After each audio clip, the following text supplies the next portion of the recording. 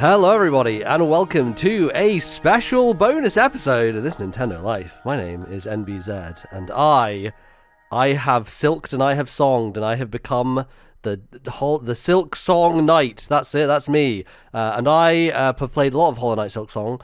Bally also played a lot of it, and we talked about that in our last episode. But I played a bit more than he did, maybe let's say double the amount that he did, and got to the true endings of true endings. And I was like, hey, I should probably talk about this, but I need to find somebody who's also equally as sicko and deranged as myself. And so, of course, we welcome back friend of the show, Matt Lorrigan, to join me, who has also gone down to the deepest depths of not Hallow Nest, Farloom, that's the name of the place. Matt, welcome back to the show. How you doing? I'm good. I fellow sicko logging in. Gotten very obsessed with Silksong for like the entire month of September. And very happy to be finally able to just like talk about all of it. The whole thing, everything, yeah. Pretty much all of it, although as we found just before we started recording, there's definitely a lot of stuff that both of us have not seen in this game, even though we claim to have seen all of it. There's a staggering amount of stuff in Hollow Knight Silksong, I think it's a very special video game. Overall, I mean, I think it's incredible. It's one of the best games I've played in a long time, and it was that kind of compulsion. I loved it so much that I was like, I owe it to this game to do everything, to see everything, right? And that's kind of how I felt about, like, you know, seeing the regular ending, because obviously original Hollow Knight I'd played and, you know, finished regularly and never felt the pull to go back. But this one I was like, yeah, it felt like I hadn't, like, especially because I beat the game without the double jump, and I was like, that doesn't feel right, so I've got to at least do that. And then I just didn't stop, you know, I just kept going. And throughout this whole time, we were just messaging back and forth about Silksong of like, have you done this? How do I get here? What do I do here? And so it was nice to have that kind of like, other person going through and trying to figure it out and get to the end as well. How much Silksong did you end up playing, Matt? And just great to get your overall thoughts on the game. Yeah, so I finished the true ending at, I think, like 84% completion, which again feels crazy considering how much Silksong I consumed. And like doing the regular ending and then going on to do the true ending and all the stuff that's required for that, and then still being like, yeah, you've seen about, 4/5 of it. There's still 20% of it that you've barely seen, and I'm like, good, okay, that's terrifying. But I was similar. I thought Silksong was a fantastic game, one of the best that I played in absolute ages, and I am more of a Hollow Knight person than I think you and Bally were originally. To the point where, like, I vividly remember Hollow Knight being shown off in, like, I think it was the 2017 Nintendo like E3 Direct. And they did basically a sizzle reel of indies coming to the system.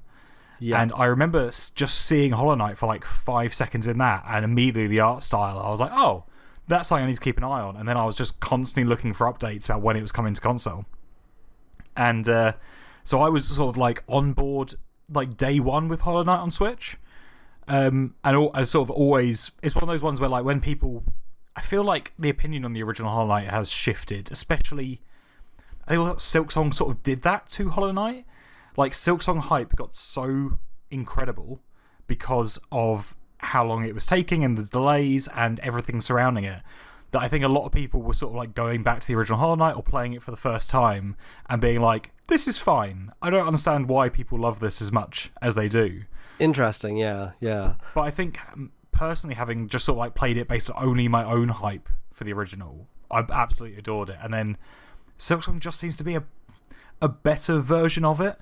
In most ways, I think, but specifically, in almost every respect. But specifically, I think the traversal stuff, the movie boy sort of stuff. Yeah, the movie boy part of the game, is just absolutely like phenomenal in this.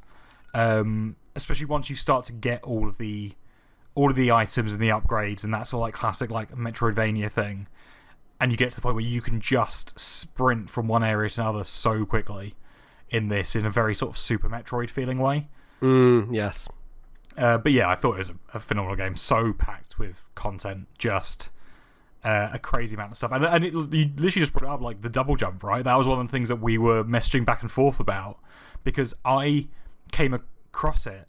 Well, no, I didn't come across it. I got to the final boss of Act 2 in Silksong. And I got to the point, and it literally gives you a thing being like, challenge, ? Right, yes. And I went, this feels like the final boss. Yeah. I have seen so many places around where I definitely need a double jump to get around, and I'm fighting the final boss without a double jump. So I basically, like, I'm coming back here later and backtrack to go find it. And then when I found it, I messaged you to be like, by the way, you're not going to find the double jump naturally, just so you know. Right, yeah. It is off the beaten path. It is not necessary. I think what's the move that you use to go in the little holes and stuff? Like the silk needle, the needle going across move. The needling? Needling? What is the needling? Not the fucking cello that you play on your. Oh yeah, like the silk grappling hook, basically. Yeah, the grappling hook, essentially, right? Yeah. I think that is that needed to finish the game, the grappling hook, because I had to go down, because it's down in the underworks. You have to go there to get that, and then I think you might need it to get up to the where Grandmother Silk is, basically. Yeah, to challenge. I think that one is a necessary item from memory. Because you have to have that to do Mount Faye to then get the double jump. Yes. So you can't do Mount Faye without that, I believe. Unless there's probably some sickos out there who have found a way to do it, I imagine, just given the tech in this game and what people have been doing with speedruns and stuff. But I think that is the intended progression, is to do that and then go and do Mount Faye to get the double jump. So, so I did the final boss without the double jump, and that also meant that I did that fucking annoying room in the high halls without the double jump. Same, yeah.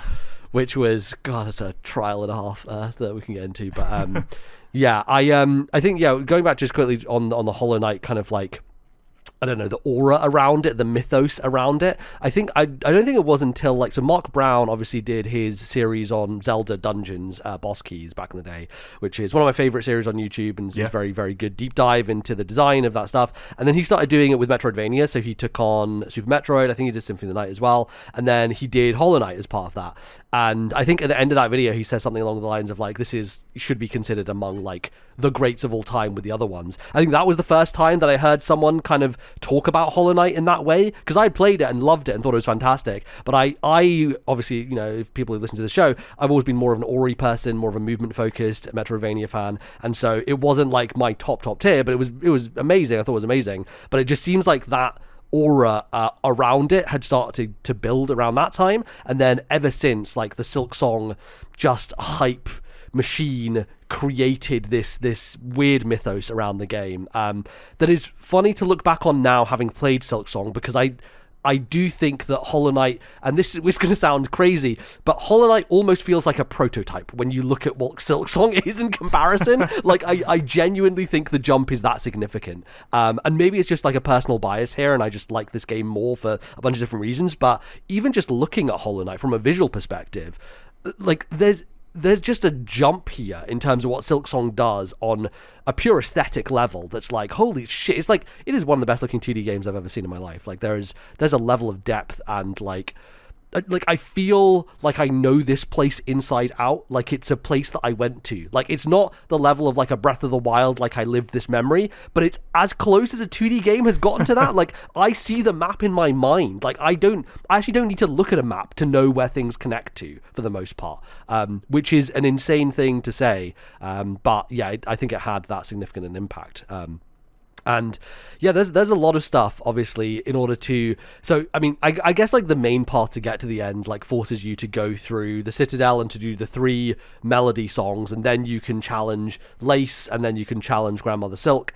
And so you don't need to do certain areas, like Mount Faye, where you get the double jump, or the Sands of Karak, which I remember talking to you about and being like, am I supposed to be able to do this platforming stuff here, or do I need something else? And you were like, no, I did it before I did something else. And I was like, okay, well, I guess I have to get good then and just go back there. But yeah, are there any of these, like, I guess overall, what do you feel about the map and level design and kind of like the areas? Yeah, I think it's like you say, it's a phenomenal map. It has that. is so much bigger than a game like Super Metroid. Like, if you think of the Super Metroid map, that is one where to get to one into the other, the areas don't feel big. They feel like caves and tunnels, and like whereas Silksong, there is a citadel at the top of it, and every sort of area other than that, there are towns within it. It feels big, but by the same margin, I know how to like run from one end of it to the other pretty quickly. It's to the point where there are challenges in this game that require you to do that, right? Yes, yep. Even once you've unlocked the fast travel, which I think, for a while I became quite reliant on the fast travel element, especially once you unlock, and the way the game opens up, it's a tool map and you're heading to the citadel at the top, but the game sort of almost forces you to zigzag across it.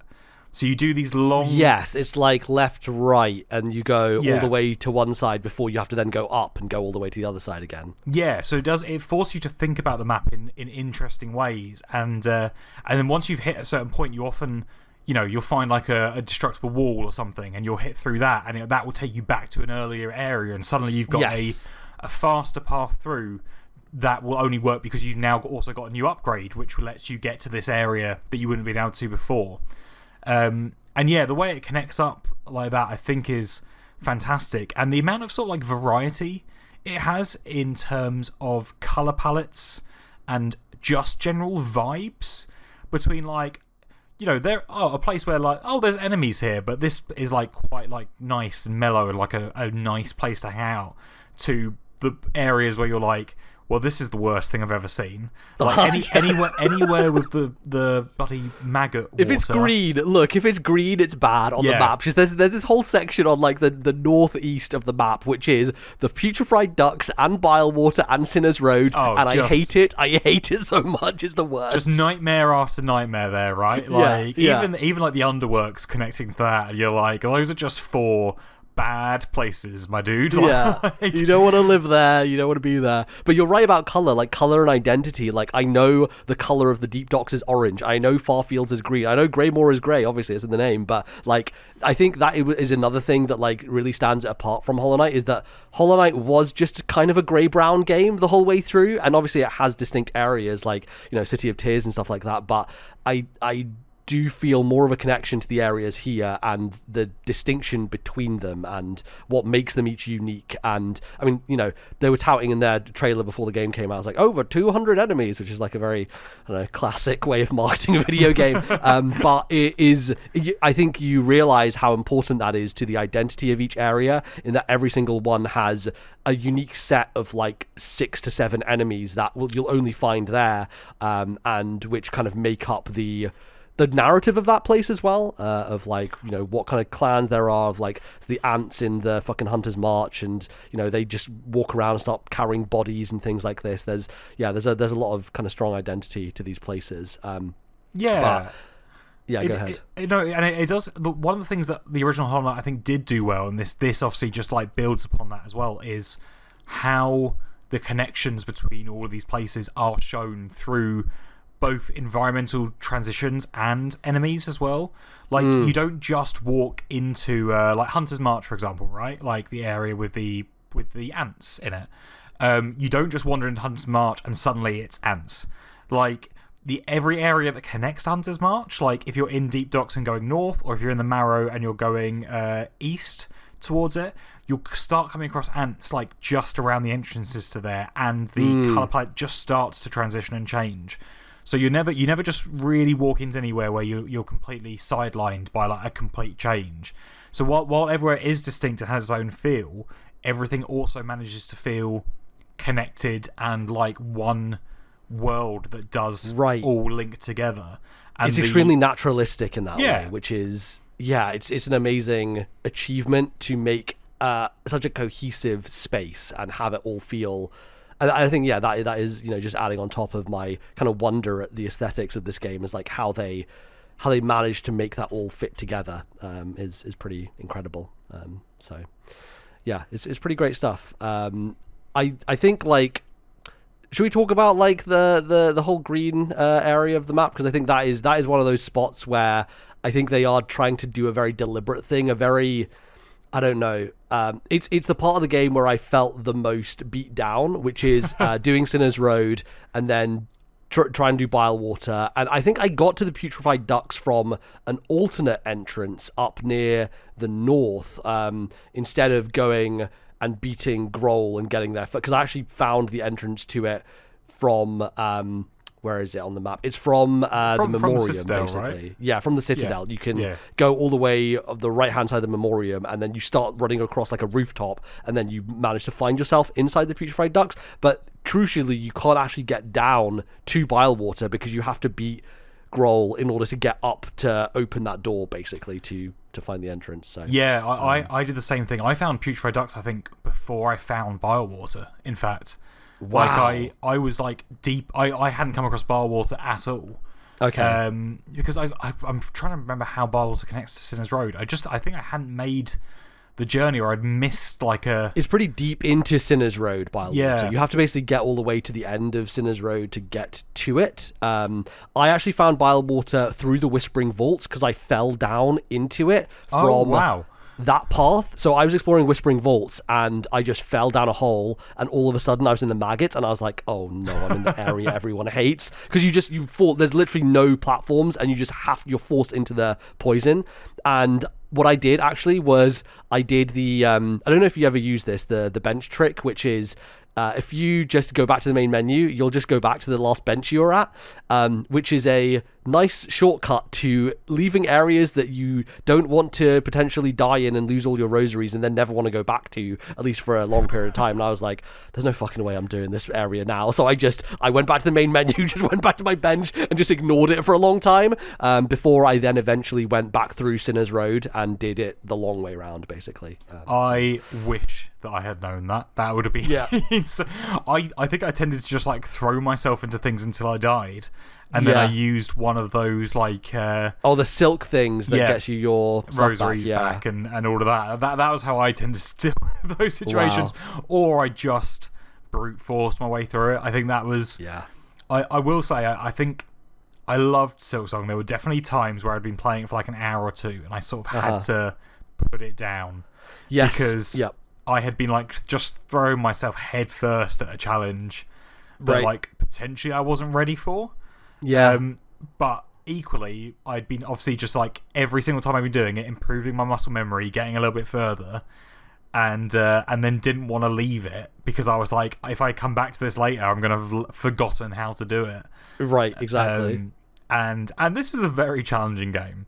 Like, it's hard at times, and I think I did say early on, I was like, I think it's easier than Hollow Knight, and then you get later in the game where you're like, yeah, man, maybe not, maybe not actually, because it puts some stiff challenges in front of you for sure. Yeah, but I think while we're on Bilewater, right, like that run going up to the Grohl the Great, that was an absolute nightmare. I thought, and I think more of a nightmare for you because you actually did the longer route that you didn't have to, because I think you mentioned you were on a plane doing this, and so you had no access to the internet, and so you didn't know that there was a secret bench that was actually a lot closer to the boss, and so I honestly, I would not have been able to do that. Like, I was breaking, like, just trying to get there in the first place. And the fact that you do all the enemies and then the boss appears is like, it is maybe one of the most demoralizing things that I have experienced in a game in a long time. And so I was looking online, I was like, surely there has to, like, they can't fucking do this to me. But yeah, the fact that you actually did it with that run back is look, you should put a badge on your wall or whatever. You should have like a fucking certificate. I beat Bilewater with the long run back is what you should have, because that's fucked, man. It's a lot. Yeah, it was terrible, but equally, and this is what this game does so well, right? And it's very similar to like the Souls games and all of those, where like when I did that, like I felt incredible. Yes, I can imagine. I felt like the greatest person who's ever lived. I like the little fist pump I did on the plane when I managed to complete that was like, it's incredible. It's that process where you just go, I cannot believe I've done this. I threw so many tools at him. Yeah. I was used, like when he turned up, I went, I'm not I'm not messing around here anymore whatsoever. I'm going to use all my resources, everything, because the run back was so bad. What tools were you running with, and what crest did you have for most of the game? So I spent most of the game, I'd say right up until the end of Act 2, I was using the Hunter crest the entire time. Oh, okay, the original. Wow. Okay. Yeah, so I think basically, again, it was a muscle memory thing. I eventually got so good with the pogo on that, the diagonal one. Because this game, the diagonal pogo is far less intuitive than the regular downward one in Hollow Knight. It just requires different spatial awareness, basically. 100%. And real precision knowledge of when you should do it and how close you should be and all that sort of stuff. And I was getting there with it, but I think it got to parts of the game where you have to do back-to-back pogos where I was just it's just not... I think it was around Sinner's Road, actually, because I got to Sinner's Road and there's that sequence where you have to go over all of the poisoned water back and forth a couple of times to get up to the area that you can then go across and find the bench that's fucking broken, by the way. Which that's the whole thing that broke me. And you're bouncing off spiked platforms at that point, right? Yes. So the idea is if you miss it, you also take damage. Yeah, I think, funny enough, I think I had the same experience, but Sinner's Road was where I learnt it because I had to. And I think what was happening early in the game with it is that I was... everything that required a bounce, right, I was overthinking with the diagonal one. Right. And the further you go on and the longer you stick with it, I think you realise that everything is spaced out in such a way is that you never really need to pull or hold back from your jump. If you bounce and then just hold towards the next one, you're going to be in the perfect position to then diagonal do pogo it again. Right, and I think early on, because I was worried about missing things, I was trying to position myself exactly and try and do some air movement just to readjust yourself. Yeah, and undercooking it and stuff like that. And I think the harder challenges later on, you're oh no, this is giving me the exact amount of distance that I need.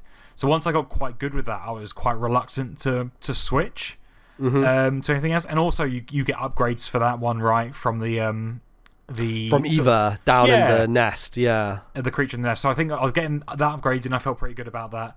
And then once I'd finished Act 2, I found the Architect crest. Yes, buying that. And that one for me was a bit of a game changer because I realised I was never using my Silk abilities in favour of healing. Because I found, with the exception of one or two fights, one of the ones the volcano fight. The one where you fall down in Farfields, right? Yes. Is that what you're talking about? Yeah. I did go back and do that one eventually after I was stronger, and I had poison cogflies by that point. I was just I'm just going to stick to the wall, and these guys can do it for me, basically. So that one I found the Silk Storm around you was super helpful in that. But almost every boss fight, I was I'd rather keep my Silk for healing than for using as a weapon. So I found the Architect Mask not having a Silk ability and just having 3 tools. Yeah, and then you use your Silk to regen your tools. Is that how it works? Yes, but I never used so many tools that I needed to do that either. Oh, okay. So I never really used that ability. It just meant that I could have 3 tools on the go at any one point. Right. And so that between that and a huge charge up drill attack, which could one hit KO some of the bigger enemies in those kill rooms. Which were really? Huge. Wow, that's mad. So that was massive in terms of if two I guess not the big enemies, the medium-sized enemies, the soldiers on the ground. Yes. If I knew they were coming and I could charge that and just use it on them as they popped up, I could immediately clear one big one major threat from the field. Wow, that's really helpful. And it has a diagonal pogo, but you can charge it in midair, so you rather than immediately going down. So I found that quite a useful one for almost the entire game. And then on the final boss fight, I had to change back to the Hunter because the Architect one was just not doing it for me at all. Interesting, huh? Was that just because it was too slow on the final boss, or was it? Yeah, I think it was a bit too slow. Yeah, and the pogo sort of came into play on the secret final boss a little bit more, and then I was slower than the enemy that I was fighting, and that was not the place I needed to be in at all. Got you. But it wasn't too bad switching back to the Hunter. In terms of tools, in terms of the the actual attacking ones, I tended to use the tax was a really big one for me because anything that's on the ground, like they were just immediately doing damage to them. How long did those last for? Because what I've seen from people using them is they seem to just stay there for a long ass time. They stay there for absolutely ages. I think they did very small amounts of damage. But if you were, especially once you get the double jump and you're sort of pogoing off enemies, and if there's like a bit of the wall that you can cling to, it meant that you could get like a ton of damage down on things before you needed to even sort of like get stuck into the fight. Right, right. And then the cogfly was another big one for me in terms of like incredible, right? Like so good, so helpful. Just always doing a little bit of damage if you were near an enemy. And especially against enemies that had, like, if they spawned smaller enemies or anything like that, like, the cogfly was just ideal for taking them out. Just picking them off, getting rid of them, At the same time. And so the other one was a bit more, I sometimes use the long pin, but I think most of the time, if I had a third on, which with the Architect I did, it was the fire bomb, basically. Okay. Because, again, just in a boss fight where I was getting really frustrated, I could just throw like 5 of those very quickly and do huge damage. And yeah, that tended to be where I sat with my weapons. And then in terms of the other tools, the fractured mask was just a permanent one for me. Gotta use that. That's so helpful for the rest of the game. Just a whole extra hit, and especially a whole extra hit, even if you got hit for 2 damage, right? So the bosses that hit for 2 damage would only take out 1 of the fractured masks. So like that was a huge one in terms of almost adding 2 skulls to your thing. Right. The injector band was huge. So which one is that? Because there's a few different not injections, but ones that you could then apply stuff to. Like there's the plasma stuff that you could inject, and then there's also the flint that gave your weapon fire, and then there's another one that's like the yellow stuff from the fleas. Which one is the injector band? Well, the injector one is just the one that increases the speed of your binding. Oh, okay. So it's not one of the juices. It's No. It's literally it's one of the tools where like your healing basically happens so quickly, instantly. I see. Okay, yeah. Which again, as I got further through the game and the bosses get they get more aggressive, the windows that you have to heal are much smaller. And if getting hit or losing a heal is like the fight's almost over at that point sometimes. Right, it just loses your momentum so badly. Lose your momentum, uses all your silk, despite the fact you've not healed, all that silk disappears, and then you have to build that up again. So that was a huge one for me. And then the spool extender was another big one. Oh, interesting, okay. Did you end up finding all the spool upgrades by the end, or were you just using that as your kind of de facto way of having 2 heals for the final stuff? I don't think I found all of them, so I don't think, without the spool extender, I don't think I could have 2 full heals without because you only, by getting every single one, you max out at 2 full heals, basically. Got it, okay, yeah. No, I was just a little bit below that. Without, I was still high. I think I was missing a half spool at the end, because I had a half and I just never got the other one. And I was very close to being at 2. So either the spool expander or like the reserve bind as well was a big one. Yes, yeah, I did mess with that one for a little bit also.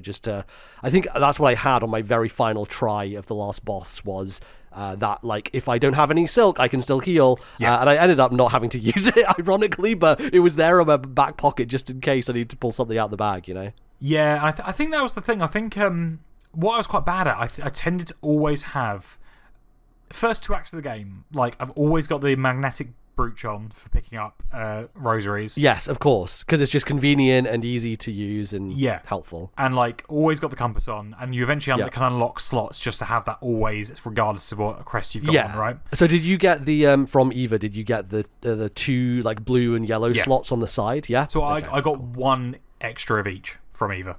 Right. Yes. So I think that's what she did. So you didn't fully finish Eva then? I don't know. I don't think so, because I still had I don't know how many of those items are in the game. The ones that like the ones that open slots on the crests. Yes. I don't know how many there are. There are 18 or 20, I want to say, total.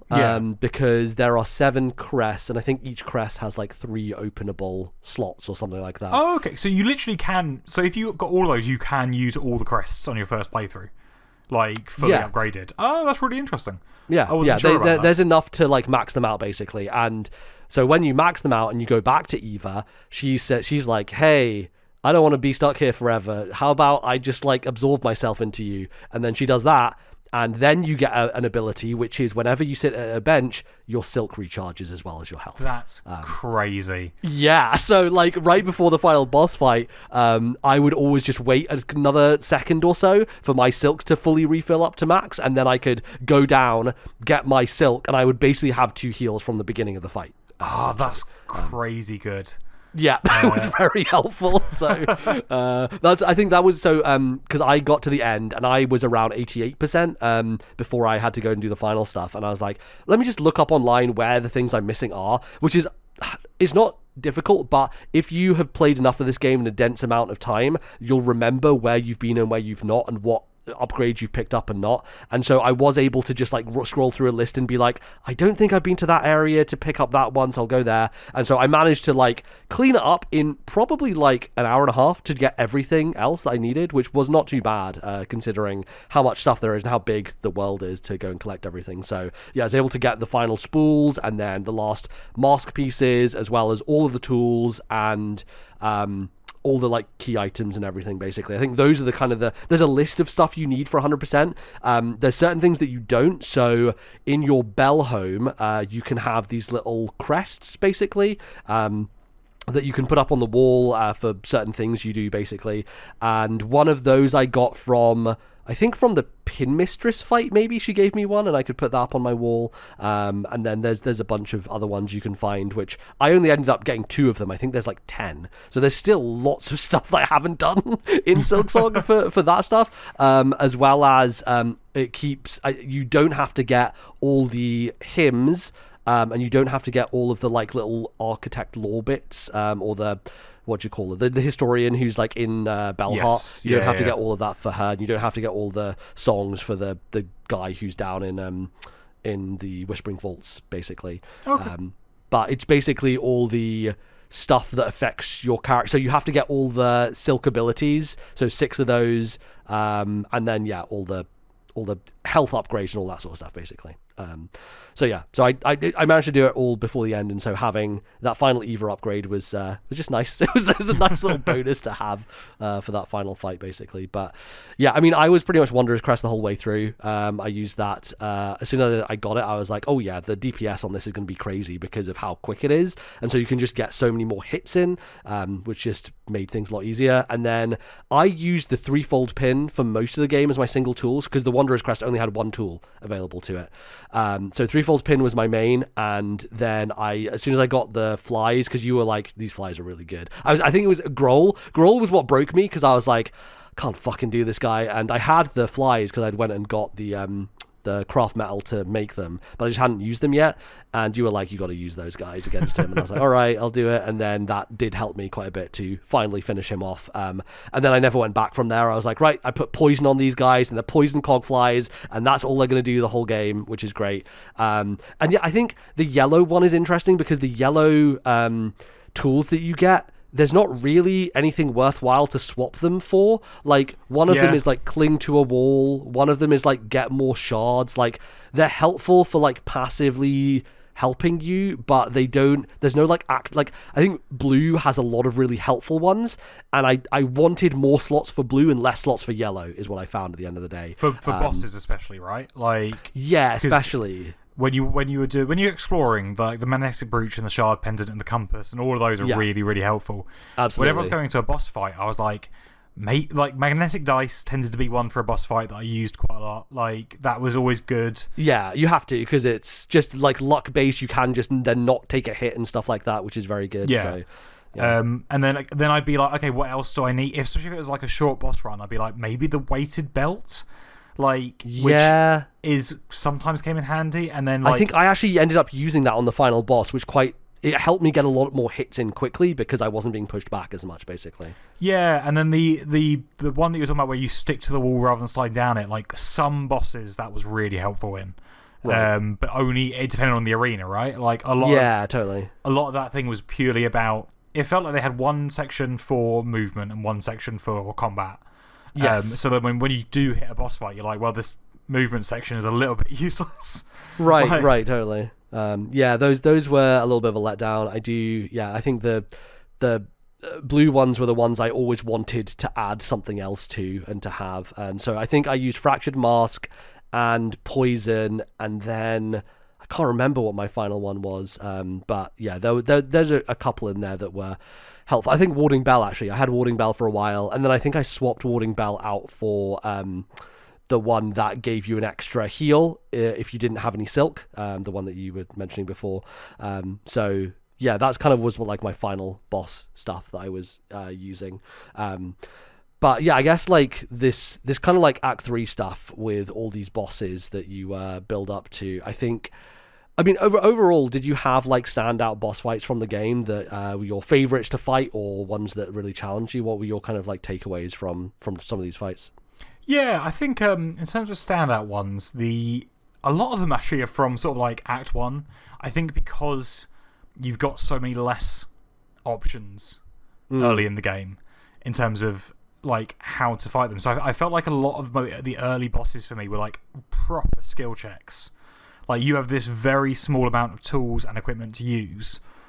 Like, so the one for me that absolutely like nearly did me was the Savage Beastfly. Oh, Savage Beastfly. Everyone talked about that online constantly. I think I just did not know it was an optional boss. Right. Like, I had found one route to go in, and it was the first of those chapels that I'd found. Yeah. And I did not know that what those chapels were. So obviously, once you've done one, you're like, oh, these are where you get new crests from. Right. And they're a boss or a challenge or whatever at the end, and you do that and then you leave. So, like, if I'd known there wasn't anything beyond it, I think I would have just gone, oh, I'll stop this and I'll come back. But I was fighting it with, like, basically the starting toolset. Like, that amount of masks. Crazy. Jesus. And was just getting my ass kicked so badly. So, like, and it was one of those ones where, like, it wasn't, despite the fact it was probably the boss that I spent the most time on, it wasn't difficult. Like, which sounds crazy to say, but, like, the pattern of it was really easy to work out, but then it was summon enemies that would just, like, get in the way of that pattern. It's just like weird RNG with like how they move around. Yeah, and just, exactly. Yeah. And so I think doing that one was like super important in the end. But weirdly, another one that people talked about a lot is Morwing. Yes. Which I did on my first go. So I have no idea like what that boss is like. I don't remember Morwing at all. You also probably did it pre-patch as well before they changed, because they patched Morwing and Sister Splinter, I believe. Both of those got a little bit of a nerf just because people were having some trouble with them. Yeah, I also I did Morwing relatively. I didn't do it first time, but it was like maybe third or fourth, and I was like on the edge of my seat doing it though, because like he takes so fucking long to die. Holy shit! Like I was just like staying alive, but I'm like, any mistake I make here and I'm done. And did you have Garmin and Zaza helping you in that fight? Did you have both of them along? No, I didn't meet them until much later in the game. Oh my god! So you did it without them and still did it first time? So yeah, but I fully appreciate the Morwings, because I got stuck on a ton of other bosses. Morwing just wasn't one of them. Interesting. So I just have no real memory of that fight beyond being like remembering it was quite easy to stay away from him. Like, it was quite easy to avoid damage, so like I just took it quite slowly, and he did like diving attacks that were really easy to pogo off of, and then sort of just like managed it okay. Wow. But then I remember seeing Sarzar, you can see him from outside of the little area he's in, right? Right, well, so I found him. I think he's like in Greymoor on the lead up there, and if you go through a certain path, I think maybe I went through like the Mousetrap area, you know, like next to where the station is. The Mousetrap area, I think on the other side of that, maybe he was there, and then I had a chat with him, and I don't know, you tell him like, oh yeah, it would be great if you could help me or whatever, and then you get to the arena and he's there, and he blocks a lot of Morwing's attacks for you, which is nice. So the kind of like circular things that go along the ground, he's like, I will stop you, and he like kind of, you know, I don't think he does too much damage, but he's more there as like a preventative measure for you to help you avoid damage in a lot of ways. So yeah, and I know some people completely skip that fight because you can get the flea caravan to go there, and then Morwing just disappears, I guess. Wait, really? Yeah. Oh, that's So apparently, crazy. yeah, you could just do that, and then maybe Morwing goes somewhere else in the game. But I'm not sure what happens there because I did fight him. But I've heard from other people who found enough fleas. The flea caravan moves to that location at some point. But if you do it before you get to that location on your own, then you just like go with the caravan. And you just arrive there, and Morwing's not there because they're just hanging out. So that's the whole thing, which is very cool. I'll tell you what, actually, speaking of memorable boss fights, and speaking of Garmund and Zaza, do you want to talk about that boss fight? Oh, the kind of dark Garmin Zaza fight? Is that the one you're talking about? That heartbreaking boss fight. Yeah. Yeah, man. Yeah, because you get to that area. I think it's a side quest that you take from a board, maybe. So I can't remember. Mine wasn't. So what happened for me was I went to go do something else, and I took the fast travel to the Blasted Steps. It's Blasted Steps, yes, because so usually I went to the Blasted Steps because there is the fucking thief guy is up in the north west of there, and that's where you go to buy stuff from him, right? I was going to go buy stuff from him because I had a big load of rosaries, and you turn up and Zaza has just stood there by themselves, and then sort of like basically like makes a cute noise at you and then runs off, and you have to follow it. And it is one of the most, like, my heart in that moment in this game went, oh no. Oh no. So you see, the funny thing for me was that I didn't actually recognize Zaza as distinct from Garmund because they were a pair together, and so like I kind of recognized them as a two. And so looking at Zaza on its own, I was like, oh, who's this funny little bug? And it was only when I got there and I was like, oh no. When I got to the room, I was like, oh, this is bad. So yeah, that was interesting because I was just like following this bug along. I was like, oh, where are you going to take me, little guy? And I was like, no, I have to kill my friend. Although you don't end up doing that. He does like survive, right, at the end of that. Does he? I don't know. My interpretation was that he was like, he was still alive because I talked to him afterwards. Yeah, you talked to him and he's like, I just need to take a little rest now. And then if you go like somewhere else and then come back, he's just, I'm almost certain he's not okay. Oh no! So I never went back. So in my head he's still alive. He still made it out, and he he's hanging out somewhere. I don't know. I immediately like left the room, went a few rooms away, and then came back because it's a very Dark Souls like From Software thing. Yes, it's a classic. You've gone further in the game. You've hit Act 3. You've gone further in the game, and we're going to reward you by killing off one of the people that you like. Yeah, like absolutely. Like Elden Ring does this, where like if you complete every side quest, all of the friends that you made along the way die. Yeah, and if you don't complete those side, the fucking round table at the end of that game is it's like it's burning on fire and nobody is there, and it's so sad. And it's like if you finish that game without doing most of the side quests, all of those people are still around. They're like, oh yeah, we're fine. We're just hanging out in places, right? And like every side quest in like a From Software game is rewarded by having a character you've really grown to like die.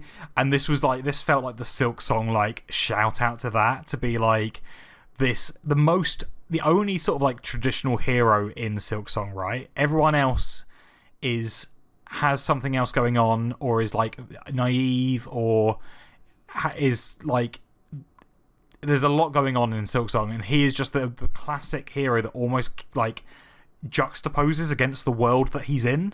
Like, there's not really room for his heroism and his, like, chivalry. And he is rewarded for that with a death that has, like, basically has, like, also, like, it hits that moment in a game or a film that always gets me, which is, like, a dog whimpering by their dead master, which just kills me every single time. And Zaza, like, you go back and Zaza's there just looking sad, and I'm like, this is the worst. This is the worst thing ever. Yeah, this does happen quite. I mean, like, there's lots of NPCs in Silksong that just end up dead, right? Like, I never got the tax, and so I went to Sinner's Road to pick them up, and whoops, those guys are dead. And same with, there's one of the shopkeepers in the Farfields in. It's like the inn where you have to pay to get in every time. Yeah. So I missed buying something from him, and so you have to go outside of there. And in the Farfields area, his body is just like on the ground. He's just tried to run away and was killed. But like after the Act 3 stuff happens and the entire citadel starts crumbling, and like that's another thing that's staggering about this is like, this entire map is like impressive as it is, and then they like have to make all of it look different because of the Act 3 ramifications of what happens, and suddenly everything is broken and some pathways are blocked off again. Like when you go back to Songclave, you have to take a different route to go on the elevator so that you can knock your way out, because you can't get to the elevator straight away from there. And obviously you have to save your Bell Beast buddy from the Bell Eater, one of those boss fights that is as you mentioned to me, a very direct Metroid call out, which I thought was very, very fun. The that fight at the beginning of Zero Mission, which is pretty obviously emulated here in that Bell Eater fight, that was good fun and pretty challenging as well, which I very much enjoyed. But yeah, just like a really satisfying ending to that as well, right? With the the Bell Beast like coming at him at his throat, and then unlocking the ability to always be able to fast travel to it's crazy. So good. Like the mechanical, like the fact that I'm like 45 hours into this game and they're like, hey, by the way, now you can just warp to anywhere. I was like, oh my god, this is incredible. It's so good. Like and yeah, really game changing. Yeah, it helps that whole like idea of the lifts and the regular Bellway, because obviously you have to go to the Grand Bellway so many times in this game to swap between the two fast travel systems essentially, and that made it quicker. It's like if I was in the Coral Chambers and I was like, oh, I just need to get quickly to somewhere else, then I could use that warp instead of having to take a lift to then go to the Bellway to then go somewhere else. Yeah, very, very convenient. Yeah, I mean, other boss fights that stood out for me. I mean, so the ones that I found the toughest, I think my top 3 most difficult fights were the enemy spawn in the halls with that ends with the 2 big guys. Oh my god! Still, I think top 3 difficult in the game. Yeah. Grohl the Great, we've already talked about. Fucking pain in the ass. Like, see, the other thing about that, right, is like just getting there in the first place without being poisoned and like being able to not heal yourself. Like, that's the other thing of like you getting there without the other bench is just mind-blowing, because by that point surely you were so like beaten down and everything that trying to do that fight like on the back foot is probably even harder, right? It's just just from a pure morale point of view. Like I once or twice I got there, paused just for like a minute, just to give myself like a break that the game wouldn't give me, and then started again. So yeah, that one, I mean, it's just the idea of like, if you fall in the water once, it feels like it's just over, because you're like, well, now my brain is thinking I have to get enough silk to then get rid of it, to then get enough silk again, to then heal. Like, there's just so many, it feels like you're trying to claw your way back from the depths, and it's just not going to be possible. And so like, I do think by the end, like, the enemy waves were very easy to do, and it was all very predictable, but there is just an exhaustion to it of just doing it so many times. And this is every boss in Silksong, but it's like they always have just more than you think they need to have to kill them, and you're like, surely I'm right at the end, and it's just there's just a bit more than you really want it to be, which creates that like level of tension, and I think release when you finally do it, right? Like, that is part of the satisfaction, is like, god, it should have died like 20 hits ago, but now it finally has. Which they have a really good final hit, like the sound effect and the animation and like the particle effects and all of that, where you just go, oh, I've fucking done it. Like, I wasn't even sure if I was going to. I didn't know how far away. I didn't know if I was super near or super far off from it. And then you get that final hit, and they just sort of like go down, and you're like, oh my god. Yes. Crazy explosions. Sometimes literal explosions in the case of the Lost Judge, as many people found out. I got hit by that. It didn't kill me, luckily. I think the mask absorbed it in that one. Nice. But like, it was that point where I was nearly like, and I also did not think to use the Magma Bell in that fight, which would have been really helpful. I also did not use the Magma Bell in that fight, which probably would have been a smart thing to do. But I got through it without too much trouble. But I think that's even more emphasized on those final 3 bosses, the kind of dream bosses, where the final hit, the screen goes black, and it's just the white outline of Hornet and the boss. Oh, and, like, they take that to the next level of, like, you fucking did it, you know? Especially because, like, so my third hardest boss is Scar Singer Carmelita, which is I think it is the hardest boss in the game for me. Like, I found that fight so punishing and so difficult. I appreciate at least that those fights start you at the outside of the dream, basically. Yeah. So you come back and you play the needle in to get back in, and then there's a little bit of a run, but it doesn't take too long. It's a good run back in the way that you need the reset point in your brain to kind of like get you back into the action, but it's not so far that you're having to worry about like dodging enemies and stuff. So it works quite nicely. Yeah, but it also doesn't use any of your shards, your resources. Yes. Like that's so crucial. The fact that you can feel free to just spam tools in those fights is... that made such a big difference for me. So yeah, that was... massive, right? Especially when you're... In that fight in particular, I think, from memory, I just won it by, like... I got to... you can always tell how the fight's progressing, right? Because more attacks come out and more abilities come out or whatever it is. And I hit the point where, like, I felt like I was on the right back foot and I just spammed every tool that I had. Like, I'm not very good at using the tools, like, mid-fight. Like, in sensible ways, I tended to be like, I feel like I'm going to lose this. Now I'm just going to send out 5 cogflies all at once.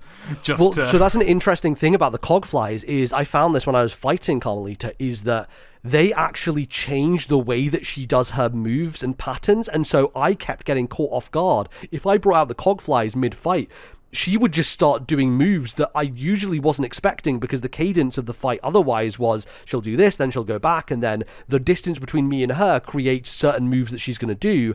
And as soon as the cogflies are there, suddenly she starts doing these moves close to me, and I'm like, oh fuck, I'm not prepared for this, and made it a lot more difficult. So it was actually to my advantage to just wait until the end when I felt like I was almost there, and then just like throw them all out. I think you can only have 4 cogflies out at once before they start disappearing. So yeah, you have 8. I got 8 maximum by the end in terms of the total number. So I could do it twice basically. I could pop them and make them go. And I think that fight is...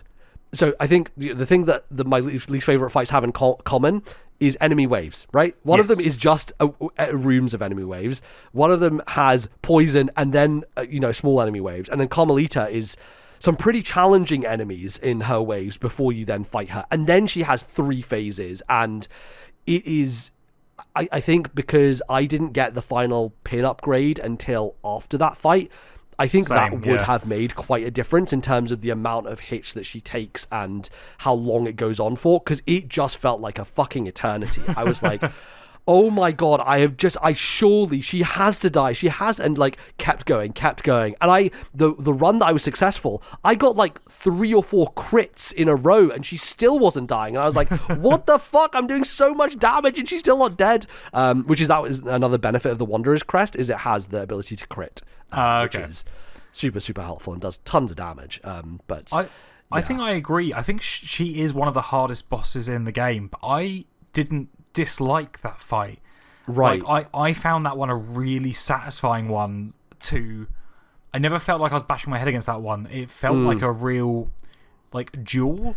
It's a dance, really. Yeah, you know? Yes, 100%, because you have to get in and then get out, and you're really reading her moves. Yes. And sort of like always getting like behind her and then moving ahead of her and like dashing through things. And it's also about not being greedy, because like she can really punish you if you take too many hits on her at once, So I was doing, I think for most of it, I think it's part of the reason it feels like it takes forever, is almost all of it I was like 1 hit, leave, 1 hit, leave, and it has a real rhythm to it. Where like I really liked the fight and the vibes of it.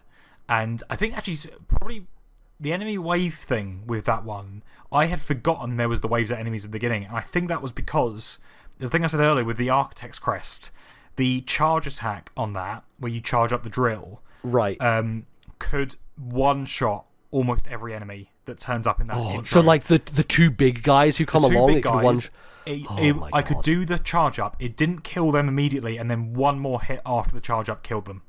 Wow. And also you know exactly where they're going to pop up and appear, right? Right, yeah. So I would charge it, waiting for them to come. They would appear, do that, hit them, and then... So with that fight at the beginning, I could get through that really no issue at all.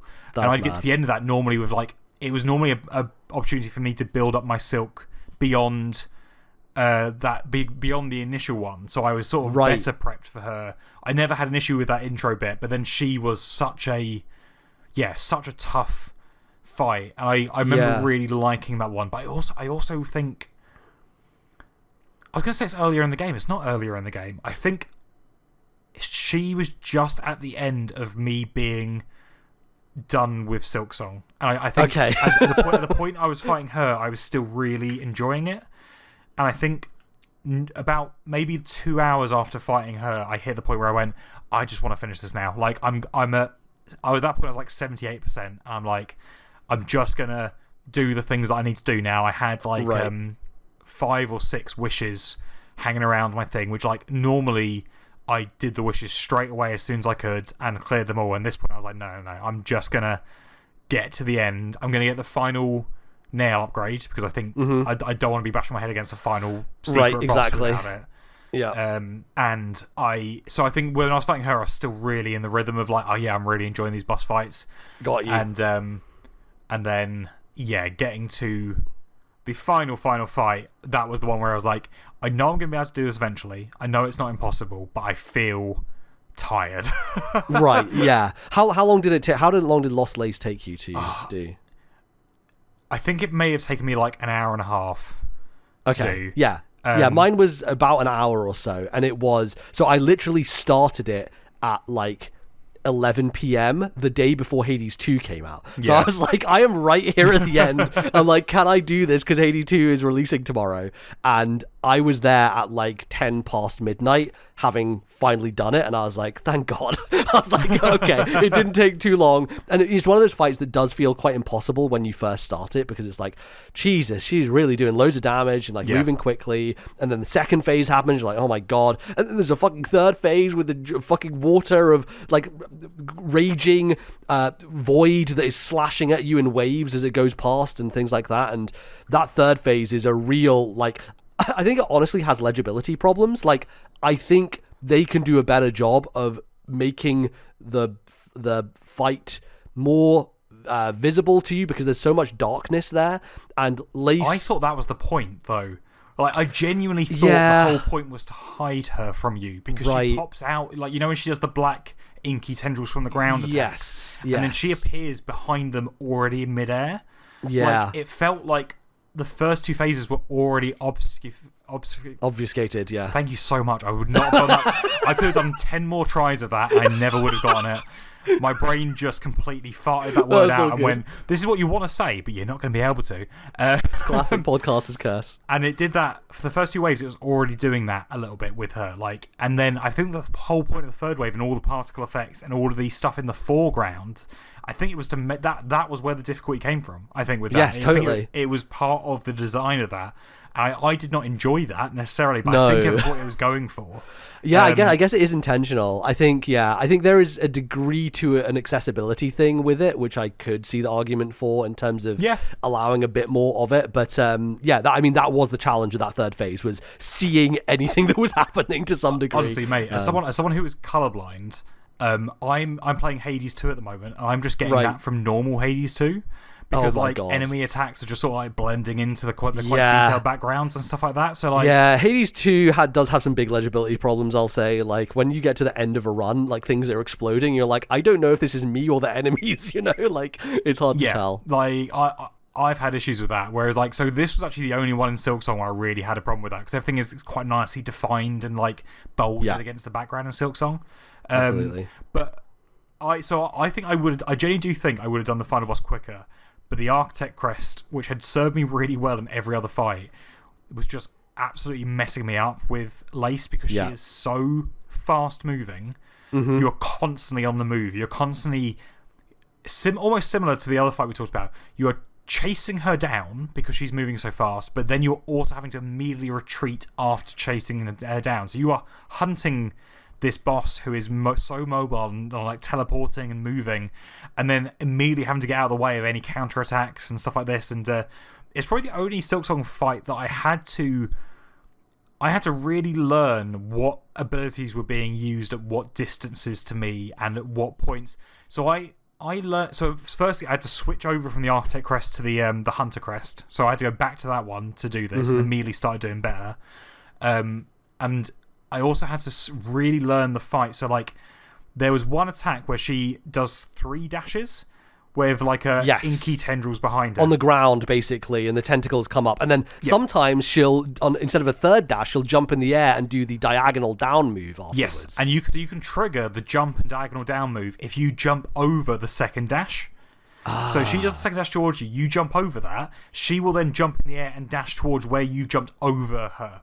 Right. And that was huge in terms of me beating this boss in the end, because interesting, because I thought it was just RNG of what she was going to do on those. I didn't realize you could manipulate it in that way. It was purely based on like every time I went to go, like I jumped and dashed over her, or jumped and double dashed over that dash attack that she does, she would immediately jump in the air and reverse course to come and attack me, because I think the idea is you've jumped in the air, so she'll jump in the air, do that spin and then the dive. Right. But by jumping over the dash, you've triggered her jump earlier. And then the diagonal dash that she does is the most punishable attack that she has, right? Yeah, because it's so easy to know whereabouts she's going to land. It's always consistent. You can just stand like a centimetre away from where she's about to land, and then immediately get like 2 or 3 attacks in before she moves away. And like I sent you a video when I finally did the boss, right? Yeah. And that was literally the attack that I got her on at the end. Yeah. And you can see, like, I'm saying me. Hornet in my video is so confidently stood exactly where her little diagonal dash is going to stop, and I managed to get 2 hits in, and that's it done. And it was the first one I had to really learn the rules of it and what was going to trigger what, and that fight is super scary, I think, in terms of chucking so much stuff at you. And learning to not be afraid of her attack. So you know the other one where she fires like 6 balls of darkness into the air? Yes. If she does that when she's hovering in midair, you can get about 4 or 5 hits on her just by attacking up.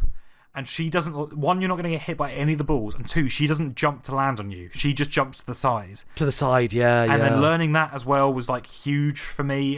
Getting the sort of like the pogos on her, which I could not do with the Architect crest, but could do with the Hunter one. Right. When she's dashing was big. And I felt like it took me ages to get it, and it felt impossible at first. And by the end, I reckon I was in that point where I was like, if you got me to do this another time, like if I did this one more time immediately after this, I think I'd beat her again.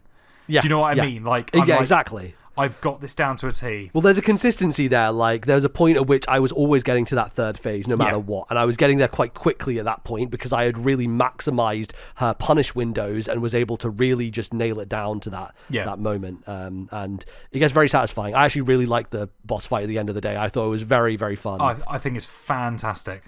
Yeah. Unlike like Grohl, who... If you told me to do that one again afterwards, I'd have gone, no, I don't think I can. No, never. That was a lucky break that I got that. Yep.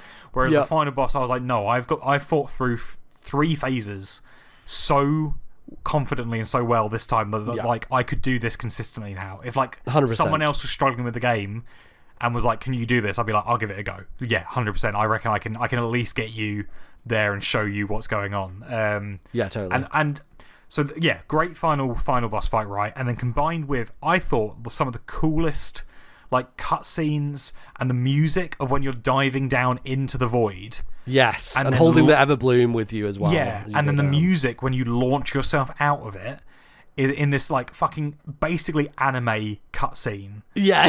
I love the fucking Silksong ability that you get right at the end, right? And then just using that there in that moment, it feels so good. Well, yeah, because the fact that it's a mechanical ability that you get, which is cool in itself, right? And then charging that mechanical ability like longer than you've ever charged it before and launching up, that combination of a mechanic that you've been using for a little bit of time with just how cool that final section of the game is. It was so like anime.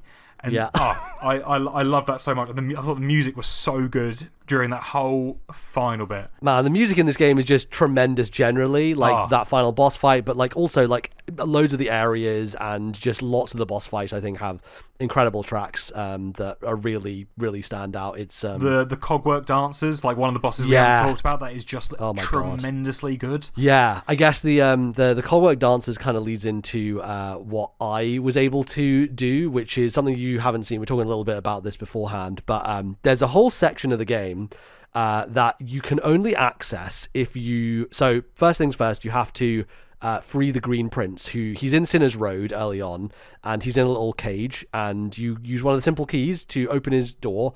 And, when you're talking to him, he's like, leave me be. I'm going to rot in this cage, I guess. And so that happens. You let him out. And then I think I actually did that after I had done a lot of other stuff. So I came back there after I'd beaten the Cogwork Dancers and everything. You come back to the Citadel and you run through, which, by the way, generally speaking, it is so cool how many times I was running around the game and NPCs were just in places doing stuff. Like there's one of the merchants is after you beat the raging conchflies in the Blasted Steppes, or is it Sands of Karak? I can't remember. Sands of Karak, yeah, Sands of Karak, the two conchflies. There's you go back there and one of the merchants is like, I'm just taking some of this stuff here, and then the painter lady who you get all the enemy bios for, like she's around in one of those areas and painting. Did you do the second Sentinel? Did you activate that? Yes, yeah. Very cool NPC, actually, that one. Very cool. Because when you're walking through the Citadel, right, and she's just, like, taking out enemies, like, so aggressively and so well. You just come across and it's like, you hear it and you're like, what's going on? And you see her just, like, being a fucking badass, just destroying everything, which is awesome. And then she just, like, bows to you and then, like, dashes away. Yeah. And then, you eventually get a boss fight with her, which is very fun as well, that I very much enjoyed. Yeah, that's a really good fight. I forgot about that one. That's, that feels like a duel, like a real back and forward. It's not the most difficult one in the world, but you really have to concentrate and think like a fighter in that rather than like going all out. God, there's some good fights in this game. those friendly, quote unquote friendly boss fights with Chakra and with Second Sentinel and with the Pinstress, all of those I did quite late in the game, and so I was a bit too powerful for them, so I did do them all quite quickly and quite easily, but I really enjoyed them as like, here's an optional thing with like an NPC you've kind of built a bit of a relationship with. I think that stuff worked very, very nicely. But so to go back to the Green Prince, so you find him in the chamber where the Cogwork Dancers are, and he's like looking sad about it. And I think then you find him. No, so I first found him just wandering around the choral chambers. Then I found him in the Cogwork area. And you get a sense of like, oh, clearly there was something going on with the Green Prince in this, like, because they look the same, right? As their construction is, which Hornet comments on, I think, as well. Like when you're talking to him, being like, it seems like these were designed around you, like how you look. Yeah, exactly. So you recognize, you make that kind of connection, and then if you go to the east of Greymore later in the game, you find this area that is all run down and kind of broken. It's only like one kind of long corridor area, and it says Lost to Verdania, and you're like, oh, okay, what is this place? And you find him there with the kind of broken body of the one of the Cogwork Dancers, and he's just kind of sitting there like elegizing them, essentially, like burying them there in that place. And what you realize is that you can do the same thing that you've done with Carmelita and with Nihilith, the Fountain, who's the second boss or was the second one I did, and Khan as well, Cross King Khan. You can play your needle in next to the Green Prince, and you enter his subconscious, enter his dream, and you get to explore Verdania as it used to be back in the day before Grandmother Silk and everything, and all the area was destroyed as a result of what happened in the Citadel. And it is the most luscious, green, verdant environment in the game. It is gorgeous, and it's very funny. I looked back at some of the Silksong trailers, and I'm like, this was pretty heavily shown, and it's one of those areas that is like so optional, so late game, so like no one will find this, that it's like kind of crazy how much it was featured in those videos. But it's like, imagine the opening kind of forest area, but like even more lush and like Moss Home basically, but like even more that way. And it has a bunch of new enemies in it. It has another Elden Ring style moment where you fight this boss that is it's called the Pale Stag, and it's like this very like beautiful stag creature that like throws these kind of like spinning blades at you, and you almost don't want to kill it because it's so beautiful, and you follow it through the forest, and then you kind of do the boss fight with it, and then eventually you fight the prince and his lover, essentially, called the Clover Dancers, and it's the same fight as the Cogwork Dancers, only one of them is invisible because they don't exist anymore, and you basically only have to do damage to the prince himself. So it's like a reprisal of that, and it's basically what this this original thing within the Citadel was based on. And then you defeat him, and then you exit the dream, and he's dead, and you take his heart. And if you have not got all 3 hearts, you can use his heart to get to the end of the game as one of the 3 my God. pieces that you need to finish the game. That's crazy. It's crazy, yeah. So that's why, I was like, oh, maybe I don't need to do the tower with Khan, because I had started the tower with Khan, and I was like, this is a fucking pain, isn't it? All these goddamn rooms of enemies. I was like, do I really want to do this? I was like, yeah, I do. I do want to fight him. I do want to do it. And the nice thing is that if you have all 4 hearts, when you go there, you get to keep the prince's one, and then when you go back to your house, you can have it as one of your mementos on the wall. So now in my Bell home, I have the beating prince heart on the wall. Good, okay. So that's a memento. Lovely bit of decor. Who doesn't want a beating heart on their wall? Of course, yeah, it's great. But anyway, I really love that section, and it's so missable. It is so optional, and you could just completely not see this. But I think it was very cool. I didn't. Yeah, right. I haven't even seen anything that would suggest how to see it. I was having a look through my sort of achievements on Switch, right? It's not, obviously there's no achievements, but it has an achievements thing in it. Yeah. And there was one of them was find all areas, and it wasn't filled in. I was like, cool, good, okay. I've only beat the true ending of the game. I guess I don't need to see everywhere. No, you don't. Did you find the Father of the Flame in? That's a boss fight you do that's north of Greymore in the Wisp Thicket area. Is that the one that's basically a big wicker man? Yes, the big wicker man, and you just have to hit the balls, basically. Yeah, that was a pain in the arse, actually. I did not enjoy that one at all. Yeah. Yeah, it took a long time. What I realised was the attacks get faster after you kill 2 of them. So I was like, okay, I'm going to do the top 2 first because they're harder to get to, and then do the bottom 2. But yeah, that one was definitely tricky to figure out and get sorted. But it was more of a test of endurance than anything else I found. It was one of those ones. I remember doing it's a weird one where it had 2 phases to it, and the second phase was significantly easier. Yes. So trying to defeat all of those torches at the beginning that are just completely stationary feels like it should be easy, but it's really difficult. And then once he starts firing things out at you, you're like, well, I don't have to move unless I don't want to, so this is very easy now. I can just take this super slow and only attack him when I'm not in danger. Right, exactly.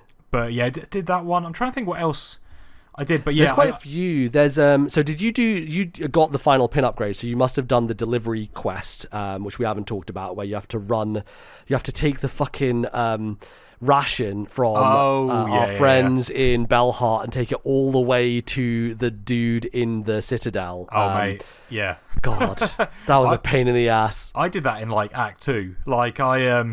Which I think might have been a mistake, I'm not sure. I think Maybe. I didn't have a double jump at that point. Which would have made it so much easier.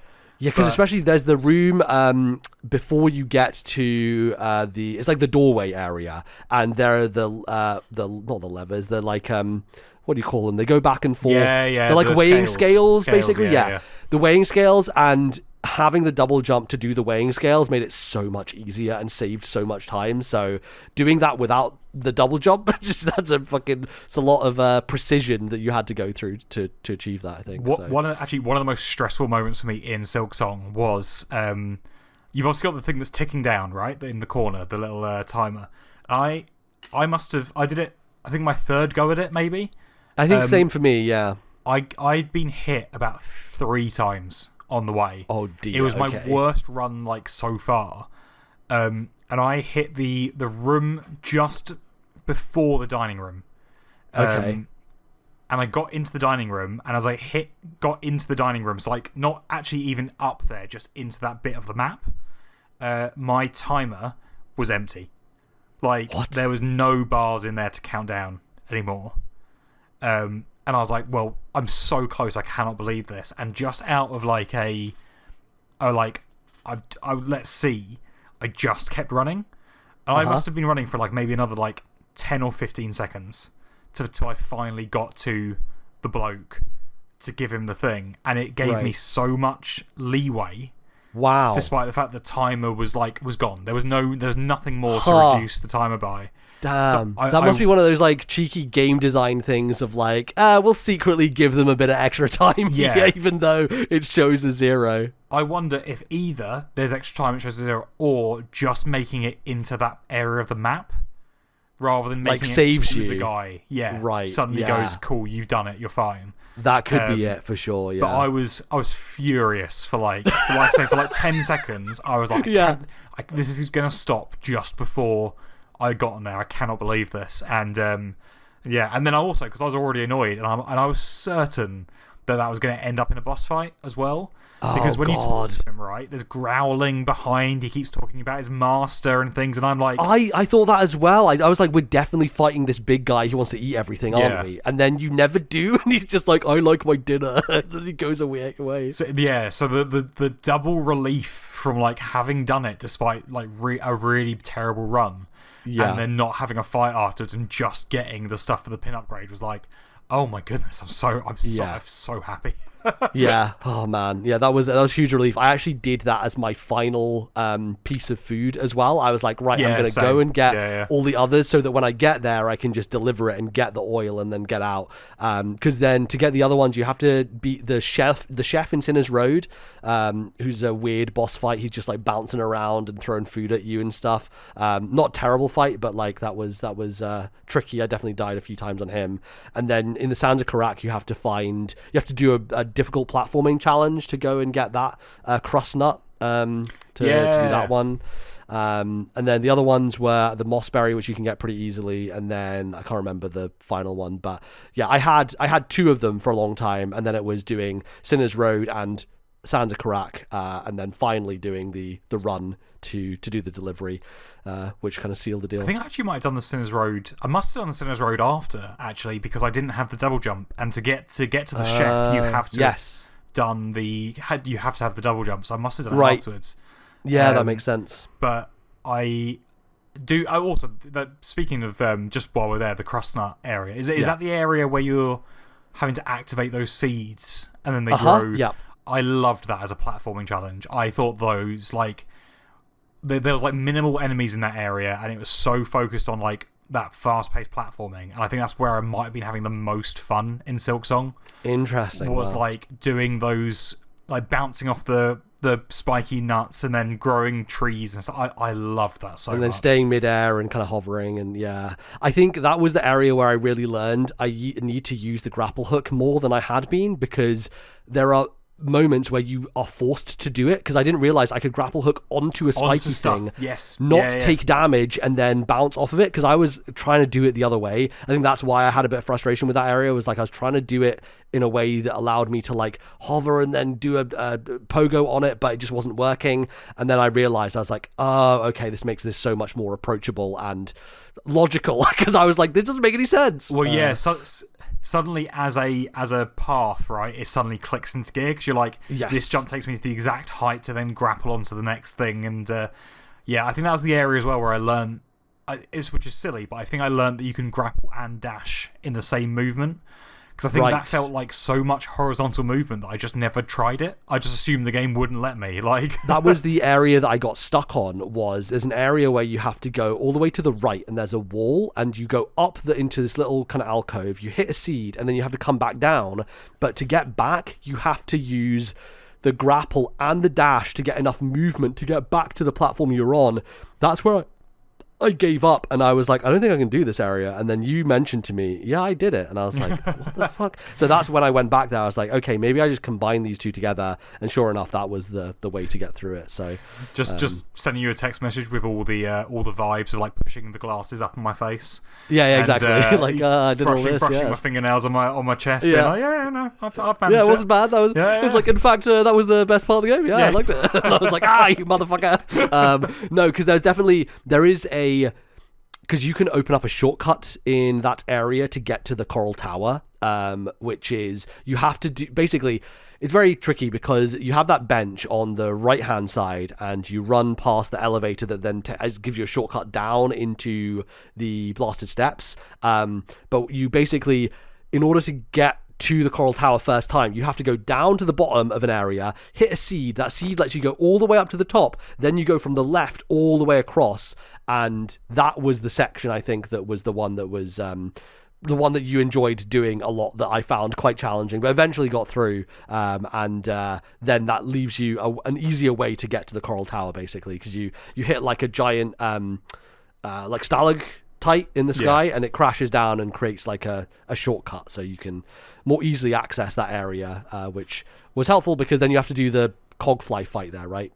Which is pretty nasty. And then afterwards you go back there to do Cross King Khan, which not that I need Silksong to be bigger, but like, can you imagine if that area was like a whole area? Because it just is gorgeous. I love that dream world area, the coral and everything, and it just looks so cool. And there's some new bespoke enemies there as well.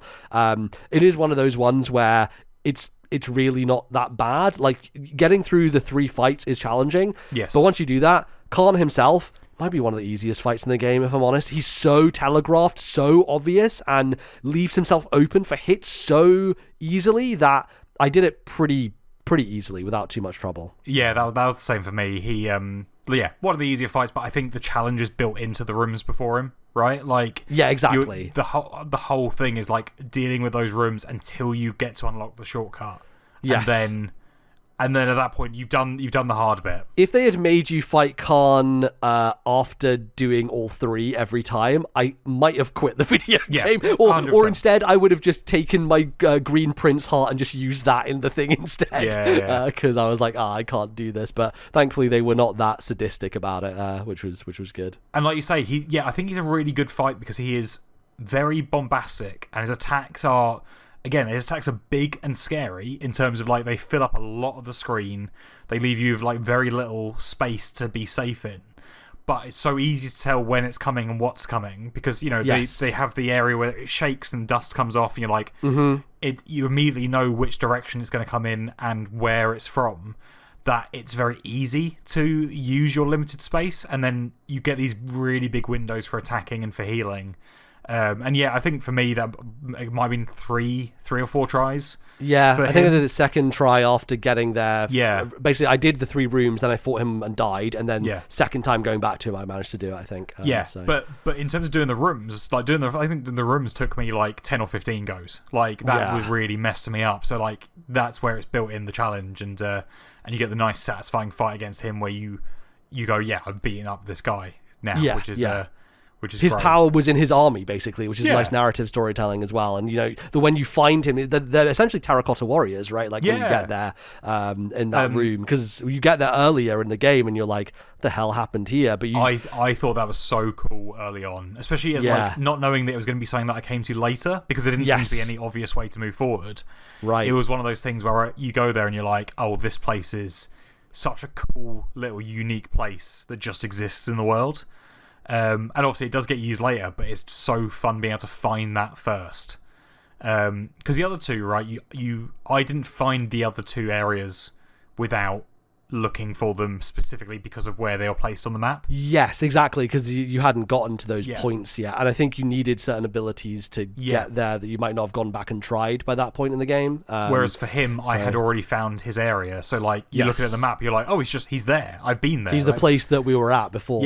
Which is very cool. And you see him on his throne, like dead, and weirdly, I feel like he might be the same insect that's dead on the throne in the Colosseum in the first Hollow Knight. I'd need to actually look at that. Oh, interesting. But there's a lot of original Hollow Knight connections at the end where you go into so you get the 3 hearts, you go to the snail priest shamans, and then you do the dream sequence where you kind of get the backstory of Hornet and her as a kid and with her mother and stuff like that. And then you go through these areas, and like there was a moment where you find one of the elevators from Hallow Nest, and I was like, oh shit, this is cool. That was cool. You find the elevator of Hallow Nest, and you also find a symbol for the stag ways, right? Which obviously aren't in this game because it's the Bell Beasts. And I looked at that and I went, my brain had a moment, but I couldn't work out why it was interesting. Because I just went, that's just another one of the things. And I went, no, it's not. It's one of the ones from the original. And then, as well, you do the platforming up to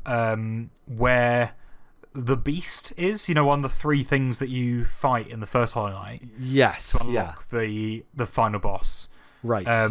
I think, was one of them the beast? I feel like that's it. Like, and they're in the big cocoon in like the bottom left of the first Hollow Knight.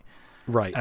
And doing the platform ups there, like, immediately like unlocked that in my brain to be like, oh yeah, that's this area of Hallow Nest, and this is because it's from Hornet's memories. Well, just in general, interesting point, right, about Silksong versus the original Hollow Knight is that you're playing like a voiced character. Right, with like history and their own thoughts and feelings on things, which is actually a huge departure from Hollow Knight, where you play as massive. I mean, she fucking slaps people all the time. she gets mad. People are just like, they're trying to take advantage, and she's like, yeah, fuck you. Like, I think Hornet's a great character. I really do like her energy a lot, and I think it makes a lot of sense with obviously, if you have her appear as a character in the first game and she is voiced, it only makes sense to carry that over. But that's one of those things of like, this is where Nintendo are such an interesting company, where it's like, oh yeah, Echoes of Wisdom. Yeah, no, she's not going to talk because you're the main character, so you don't talk. And it's like, okay, so like finally we have a studio who takes obviously a lot of Nintendo inspiration, but then they realize that like there's some things that you shouldn't do, and that's one of them. So I appreciate that Team Cherry made that decision, because Hornet is kind of an important character, and I never did the full true ending of Hollow Knight, so I didn't know about the Pale Lady and that sort of stuff, but I have looked recently, I think before Silksong came out, about like what's the lore of Hollow Knight, and so I did see like I did recognize that character when it pops up in the dream sequence of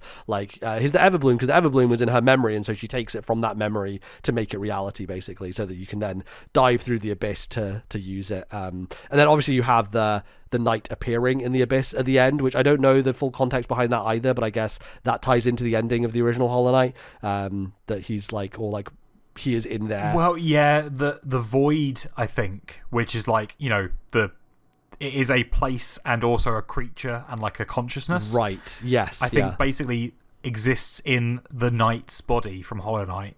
Oh, interesting, okay. And that because of that... Because in Hollow Knight, when you are the knight, you leave a shade behind when you die. Yes, and then you fight that shade to get all your bits back and all of that. Right. And from memory, the void, like, does the void kill God in a Hollow Knight? It's something like that.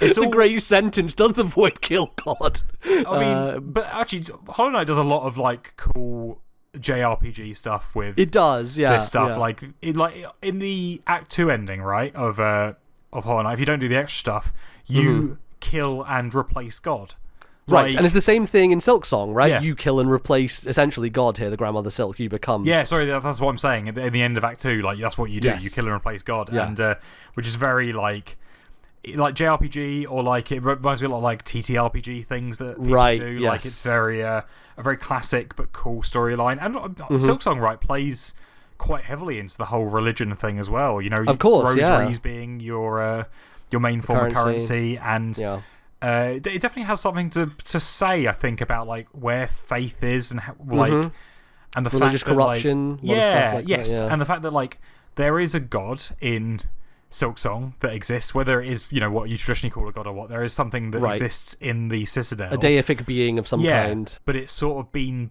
bound by bugs, and then you've got this sort of like beyond religion, you've got like a rich cast of bugs up there, and then you've got the workers in like the underworks who don't have any money on them. They have no rosaries, right? Like, when you go there for the first time, you're just like, you've not been able to fast travel for ages and all of this, and you're stuck in the underworks having to work your way up, and you're fighting things that also don't have any money and are clearly like working, and then you hit the upper echelons up there where all the sort of the people in like the robes and stuff are, and they've got tons of rosaries on them. And I think the best place to farm up there, because they're all rich. Exactly. And it's this really, I think it does a really good job at blending mechanics with the thematics of its story and what it's trying to say. And again, I think it's one of those things when you get to the underworks as well. It's like, I have to pay for a fucking bench every time I use it, like, which is like frustrating mechanically, but like so beautiful from a storytelling perspective. That's like just says so much about the world. Yeah, if the workers want to rest, they have to pay 15 rosaries or whatever, and they've got like 2 or 3 on them at any one point.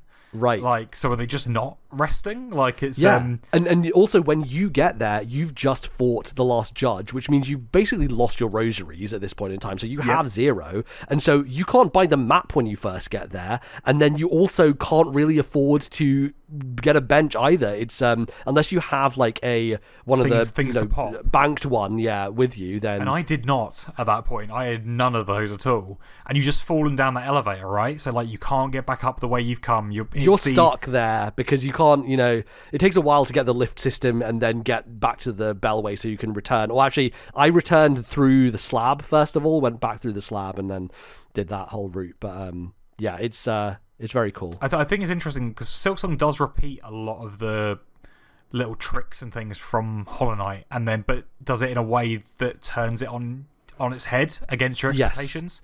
So like the underworks, right, is you've gone in that lift, it's crashed to the floor, you get stuck in the underworks for a decent chunk of time.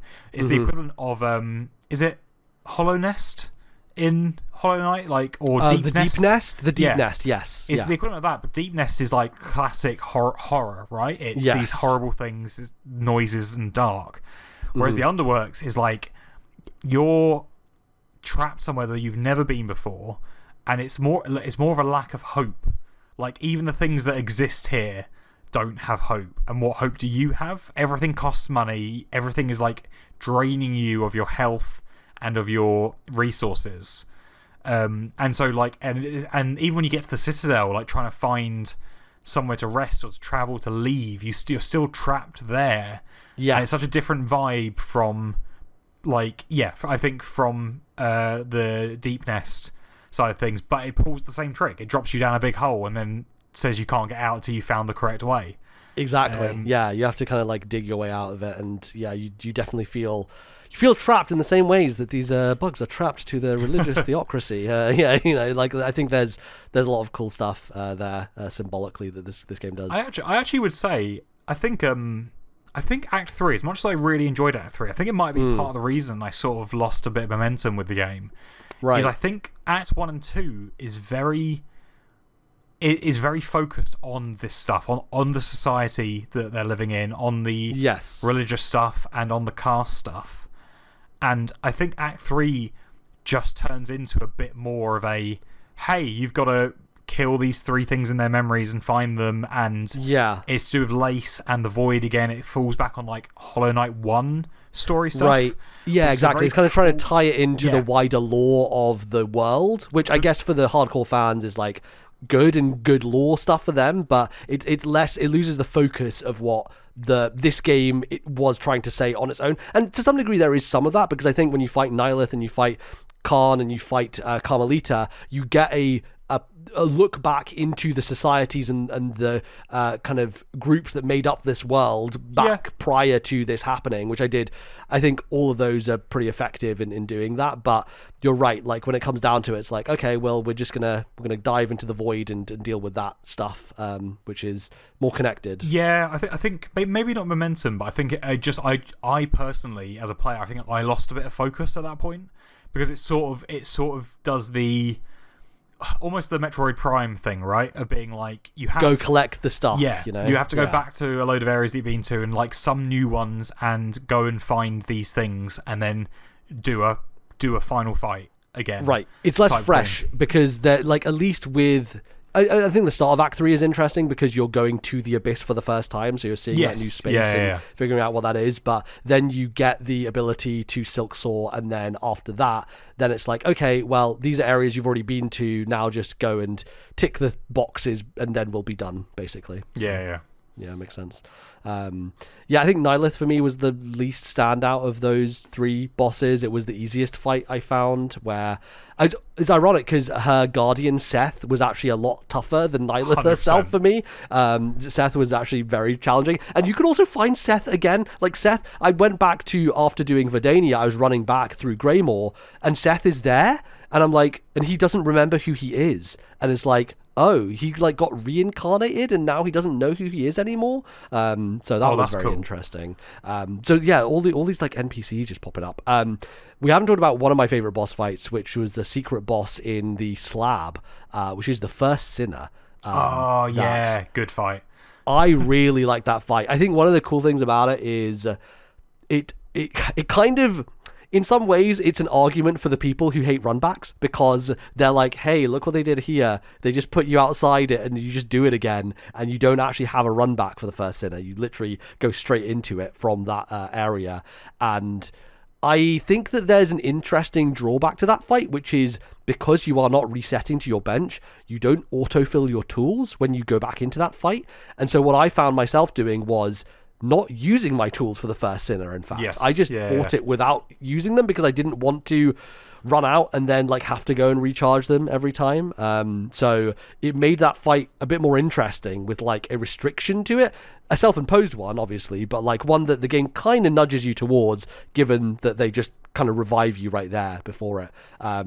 But yeah, I think the first sinner is supposed to be like one of the weavers, right? Like they are like one of those creatures, and it's a gnarly fight, but it was one of those where you start and you're like, how the fuck am I supposed to do this? And then you just get through and you're like, oh yeah, okay, I'm good, I can do this. So yeah, that one I liked quite a bit. It's one of those fights I think that adds a bit of context to the world as well, where you're like, the weavers obviously were at one point the power here, but why is this one being locked up? From memory, when you beat it, it has like some lines pop up that are quite interesting and quite like context changing for what you think the world is like. And also one of the one thing I found really interesting about, not necessarily the boss fight, but like when you arrive there, right? Like there might be context in the world for this, I don't know, but I didn't find it. So I just turned up and I saw the most heavily guarded and like enchanted prison cell in this entire place. There's like 12 locks around it, and you have to destroy them and then open the gate, and then you go in. And I think before you fight, you're about to try and take the power, and then it just appears, right, and stops you. Yes, you go bind, and then it switches. But yeah, like I was destroying those locks, and I was going, is this good? Or am I about to make things like really bad? Am I going to like release something into the world? Yeah. Because I'd already done that at some point. You know, did you come across the sort of like Triceratops looking beetle thing? Yes, yeah. Because you basically there's the room by the guy who you buy things off, that you have to get into his shop by putting rosaries in his door. Yes, yeah. To the right of that shop, there is a door that is locked early in the game. And there's something bashing against it, right? Yeah. And then eventually you work your way all the way around to that room and you find the thing bashing against it. And I didn't fight the thing, I opened the door. So I'd never killed that Triceratops beetle thing. Neither did I. And I wonder if that is possible, because I think the only way to get to that area is by using your silk saw to get up from an area in the far fields to then go around and loop back to find it. Oh no, it's in Hunter's March. Hunter's March, you silk saw up from that statue area, and then you use that to access, because I couldn't figure out how to get there, how to get behind and underneath, and I don't know if anyone has a way to do that, to fight that rhinoceros beforehand. Well, I found that room that it's in a different way, because I definitely didn't have silk saw when I found it. Okay. It was around Act 2 that I... Right. So I went in that room, and immediately I was like, I need to unlock this door before I die, because it was after a really long process. From memory, I was low on health, and I was like, I'm going to unlock this door because it seems like something. And I looked at the map and I was like, it seems to loop round. So I'll unlock that and I'll come back and I'll fight this thing later. And then I walk in the open door from the other side, and it's not there anymore. And I'm like, what have I just done? And I've come across it since, maybe in Sinner's Road, maybe somewhere else. I've come across it since, and I've been like, I'm not going to kill it. I don't know why, but I'm like, I want to. It feels like a side quest that I haven't done yet, so I've sort of been leaving that to its own devices. Oh, okay. And I'm really curious if that has anything going on, or if I can kill it, or if that has any implications. Like, because I went down there and I fought one of the guys who's like associated with Carmelita, Gur the Outcast. Did you do that boss fight? Oh, I don't know. Gur the Outcast. He's like a boss you can fall down into after you do Carmelita, or like maybe beforehand potentially, but it is a section in Far Fields where you follow, I think it's a side quest, you follow one of the tracking things, and it takes you down this area.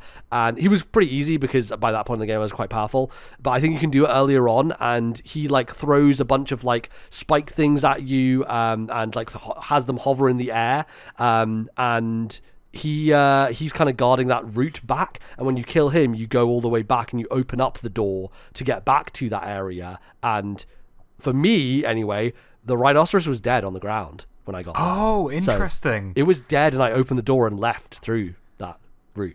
So I've not fought or met Gur the Outcast either, which again is crazy to me. Yeah. Like, it's just nuts. And like, also like, so the other weird thing about this, right, is like you've seen all these extra things. When I finally, and I hadn't even been like actively looking for fleas in this game, when I finally was like, I asked you for whether the guy who sells the maps for the fleas is. And then I went to go buy maps with them. I only had 3 fleas left to find in the entire game. That's crazy, yeah. Which made me feel like I had really scoured all of the map. Because, like, and then, yeah, for all these extra places that to still exist that I just haven't found yet is crazy to me. It's insane, yeah.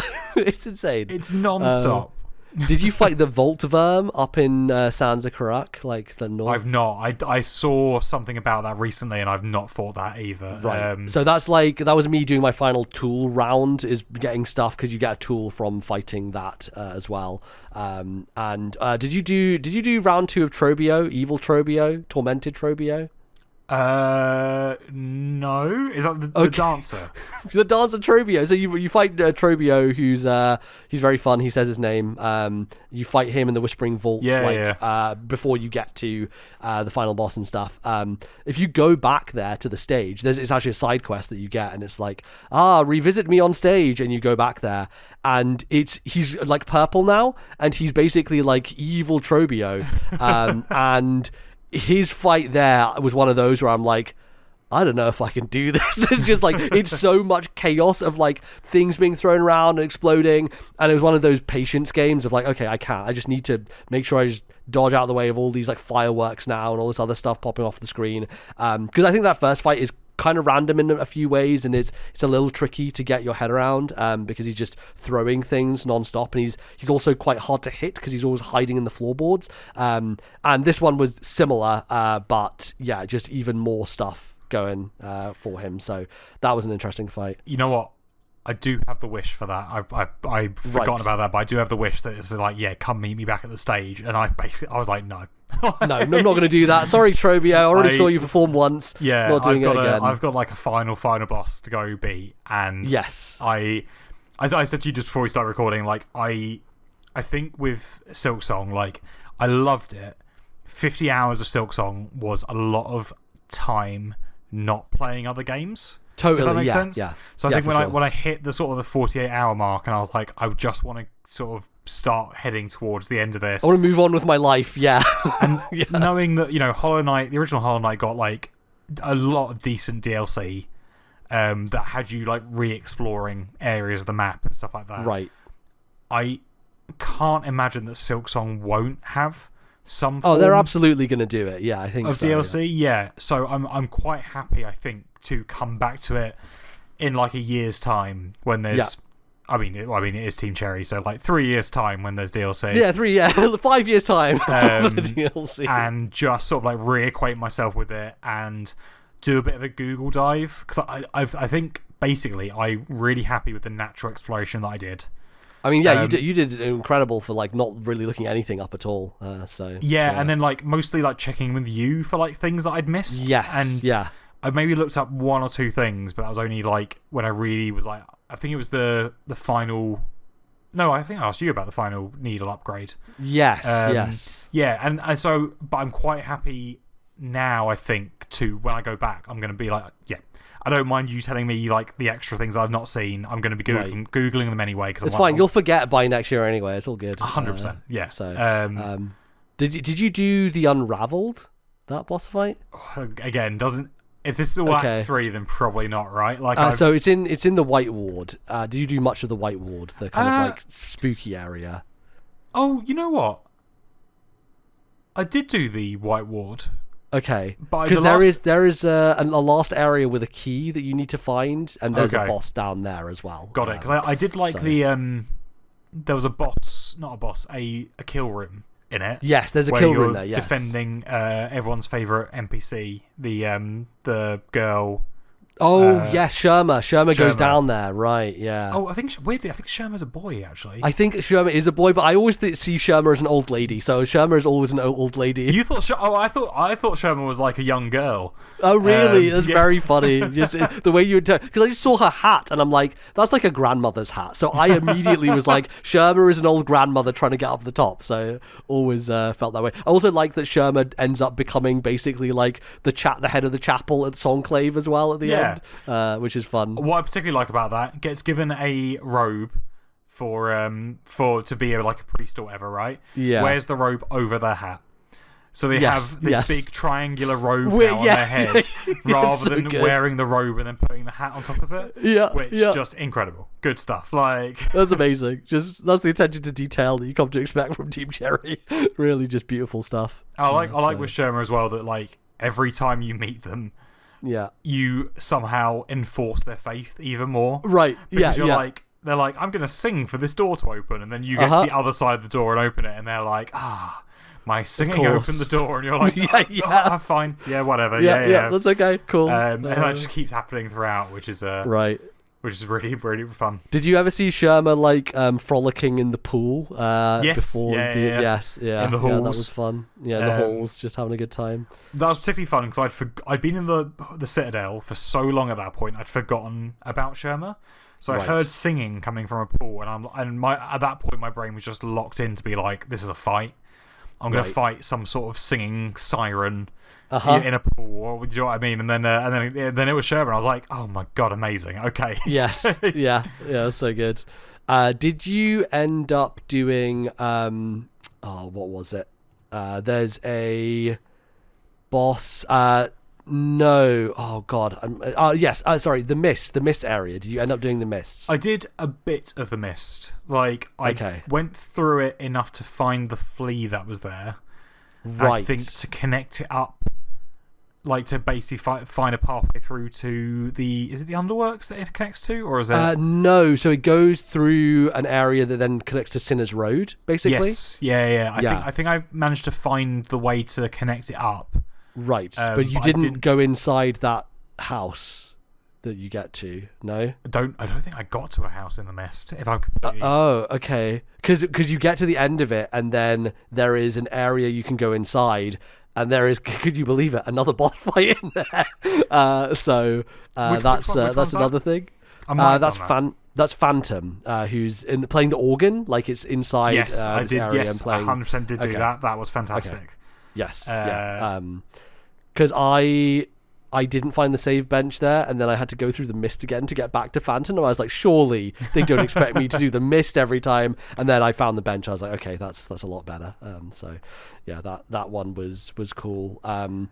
There's just so much stuff. It's just crazy how big and varied this game is. Some of my favorite stuff actually is the stuff that we were chatting about, the flea games at the very end. So the final resting point of the flea caravan is at the Pale Lake, which is, it's basically where nature reclaims everything. It's like at the edge of Bilewater and the Putrefied Ducks, where like here's a spot that hasn't been infected, that is still pure and like clean, and it's like this beautiful waterfront just like away from everything, and the fleas set up camp there, and eventually you get all the fleas there, and then they basically are like, let's have a celebration, and so they run this basically festival to play a bunch of like games, and each of these games involves platforming in some way, or like your skill with your weapon, where one of them is bouncing fleas as they come into you, juggling them in the sky. One of them is staying on a platform and evading, so just not getting hit off of the platform. And then one of them is a pogo challenge, where you have to pogo on top of enemies flying past multiple times. And I really enjoyed doing all of those. Like, they were challenging, and they had, I think the score threshold they chose for each one was just really well calibrated to be like, just like the bosses, it's like just a little bit past what you're comfortable with doing, and getting you to that point with all of those was very, very fun. So it's just so cool to have like bespoke things like that this deep into the game after doing so much optional stuff, and it's like they really cared a lot to make this happen. It's one of those really cool things where like that's a really fun thing to find, and also it has one of the best rewards in the game, right? Which is the final nail upgrade. Like, it's that stuff is locked behind that, and it means that it's worthwhile doing. But yeah, just the vibes of like the fleas were such a really lovely group to run into at any point throughout the game. Like moving them around, they were such a beacon of hope throughout the entire thing when it could be quite dour, and then for them to be like, the end of the world has come, let's celebrate. It was just such great vibes. It's awesome. I loved the one where you were like juggling them was great. Like, just keeping them up in the air was a really good time. So was the one where you were dodging on the platforms. I think was like borderline. That one was borderline a bit too easy. Interesting. I found that one right on the edge of good difficulty, because I was messing up a few times on it, and I eventually managed to do it. But I think the hardest one for me probably was the juggling one, just because each flea counts as one, not each hit. So it wasn't about hitting them, because you had to hit them multiple times to keep them to count as one flea, basically. So it felt like maybe a longer one, but also at the end I was figuring out of like, if I jump and hit them like very quickly after I've hit them again, I can kind of recalibrate and reset them to be in a good order, so I don't get caught out and like lose one, because it's one of those games where you could very quickly be like, oh, I missed that one, which means I missed the other one, and then you lose 2 lives at once type of thing. But the pogo one was, it sounded, the way that you approached it was not great. So the way I approached it was using the Architect crest, which is just not built for fast reaction pogoing by any stretch. And I sort of just forgot, because I've been using it for maybe like 10-15 hours. Right. At that point, I forgot that there was an option to change it.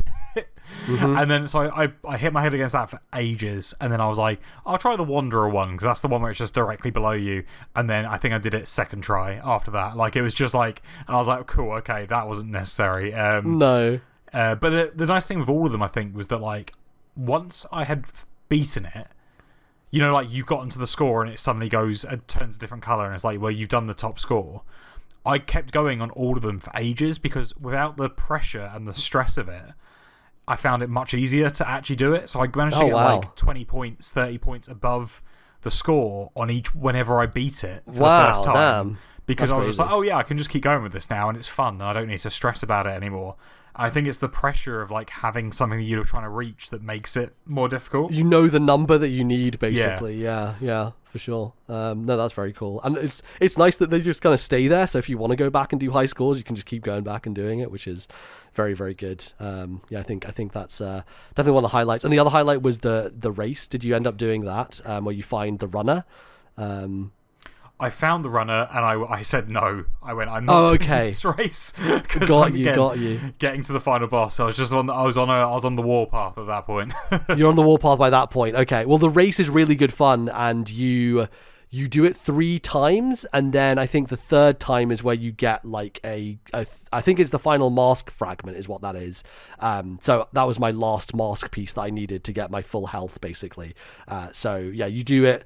There's basically 3 different obstacle courses that you do, and they're really fun because they are basically speed run platforming challenges, where you have to use all of your abilities and try to get past him and basically do shortcuts. And it's really, I recommend recommend that as one thing to prioritize when you do go back to the game, because it feels like up your alley as like a very platforming focused part of Silksong. So and it's also cool because the tool that you get that makes you go faster is great to use in that as well, but then you can also use the injection juice that also increases your speed. So if you want to like save that for that moment to do that race, that's a good point to use it, because you'll be faster than him naturally, because he gets pretty quick at that last race, and you really have to go pedal for the metal to get past him.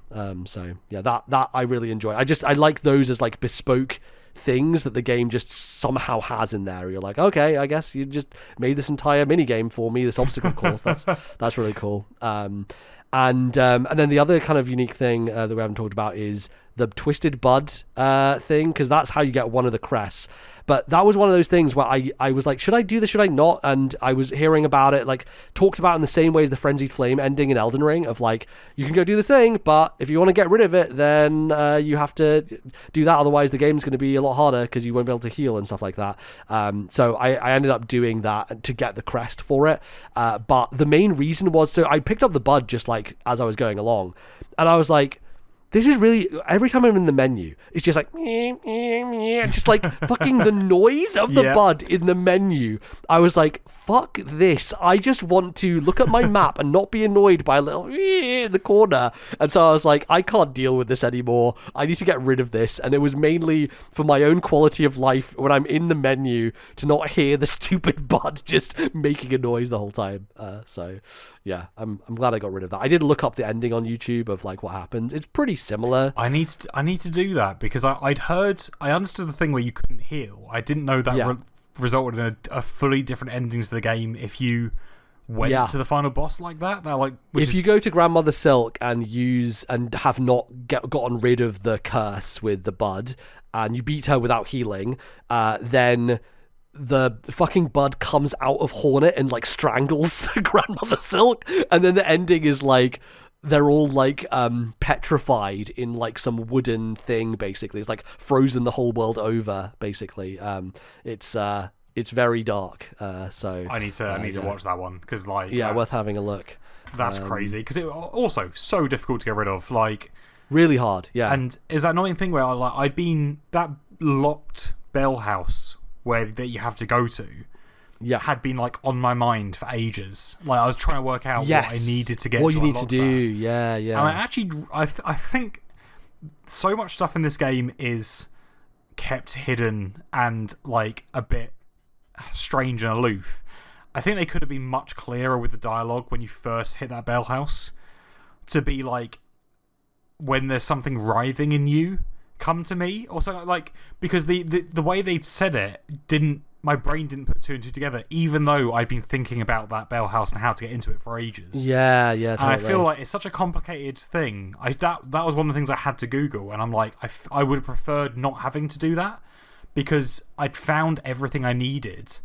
And then when I discovered it, I didn't go, oh, I should have worked that out. I went, oh, that should have been more clear. Like, more choreographed a little bit. Yeah, I think that there are some of the parts of this game where they lean into the bad Souls tendencies of like not actually telling you what you should be doing, and being a thing where you have to use the internet to find out about it. I think for the most part they're quite good at like letting the player do it on their own, but that was definitely one of those where I was like, well, I know this is going to be a pain in the ass if I don't look up where I need to go and what I need to do. So I just did it and just got it sorted, and you get the crest for doing it. I never really used either of the final two crests. I never really tested them out. The witch and the shaman were the final two that I got, and they are interesting, but they definitely have like unique elements to them, where the witch doesn't heal through Silk, it heals through doing damage, I want to say. So I was so unsure about that, because I immediately saw the witch one and I went, that sounds wicked,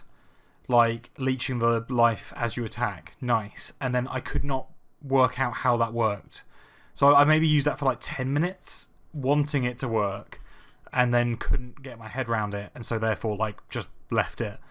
And the shaman one seemed very cool, just quite limited, right, in terms of the number of slots you have. Was the main thing with that. And also, so I got the shaman one, and it's got 2 slots to unlock, and I only had the one at that point. I had one of the things. Oh, okay. So you couldn't max it out, basically. Yeah, and I was like, oh, okay, fine. Like, I'll stick to... I think the ones I had maxed out were the Hunter, the Architect, and maybe the Beast or the Reaper.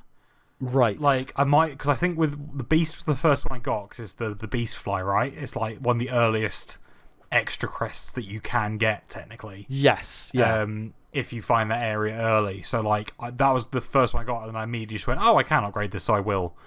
But, yeah, the main two were the Hunter and the Architect. I never really tried...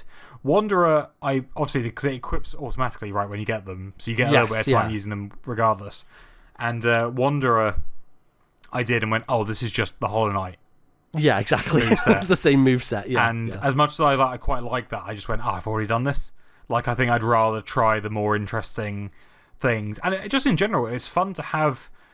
It's weird, right? Because we're saying crest as if it's like a thing. These are just weapons. These are just... This game has 7 weapons, like, which are... Yeah, or 7 movesets, I guess, for the same weapon, right? It's kind of what it is. It's like different ways to manipulate that one weapon. But I guess if you were looking at it from like a Dark Souls point of view, this would just be 7 different weapons that like have different like lengths, different charge up times. Like there are heavy ones, there are light ones. There are ones that have more range, and it's again a huge amount of variety when you could compare to the original Hollow Knight, which is crazy. Absolutely. Like going from a lot more flexibility. Yeah, going from 1 moveset to 7 with all of these bosses that all need to be balanced against each other and all these enemies, like, and all of them having like a different pogo, is nuts to me. Yeah, it's very cool. I think so. The reason Wanderer worked for me was, yes, it was the same as Hollow Knight, but weirdly, it felt more at home with Hornet as a moveset, just because her entire moveset is so nimble and agile that I was like, well, this fits a bit better just because that is her character from the other mechanical standpoint. So it felt like it was a bit more natural to me, the way that it worked. But I think the thing with Hunter, and I think the thing with the pogos especially, is like the fact that the pogos are tied to the crest just made it a lot harder for justifying which ones you wanted to use, because like it would have been nice to be able to mix and match, but I totally appreciate like why they did it this way, because it doesn't seem like it would be in like the identity of the game to give you that sort of flexibility, because they want you to learn a certain style and work with that and just use that and balance it around those different things. Because I think if you had, I don't know, one of these with a down pogo versus a diagonal one, it might have ended up being just a bit too powerful for what they were trying to balance around, I guess, at the end of the day. Yeah, 100%. Like the Beast crest was one that like I might have tried a little bit more, but immediately could not get the hang of the pogo on that at all. That's sort of like, I don't know if you remember it, it's like a Sonic the Hedgehog like spin.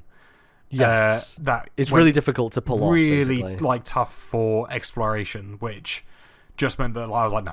Not going to do that. And also just not going to happen, yeah. No healing, right? Apart from when you got a full bind, you would use that, and then you would go into like a beast mode, and then hitting enemies took health back for you at that point. Yes. Which is, exactly. again, very different, very, very different moveset. And it is one of those things where, like, I thought about replaying the original Hollow Knight a few times, and that game's so big and so vast, I don't really see much need to like replay that from the beginning. But like the idea of doing Silksong again, like 5 years down the line or whatever, and just using an entirely different crest for most of it is actually quite appealing. Like, so is there's no New Game Plus in Silksong right now, is there? I don't know. No, I don't think there is, because I'm imagining like, what if I wanted to use the Witch Crest the whole game, Like, because you get these so late, it would be really nice to have the flexibility to be like, yeah, fuck it, I'm going to be the shaman from the beginning, Like, I just want to... Because I feel like you get so comfortable with the crest that you eventually lock into, that by the time you get these endgame ones, it just feels like the muscle memory is you can't refocus yourself to do that. Although you kind of did, but you were going back to previous muscle memory that you had before you swapped, as opposed to totally changing it. Yes, I was going to say I wouldn't have been able to try a new one. It was me being like, I've done like 30 hours with the original moveset. I can go back to that. Yeah. And even that, like, it took me a while. The Arctic one has a slightly longer range. I didn't clock that.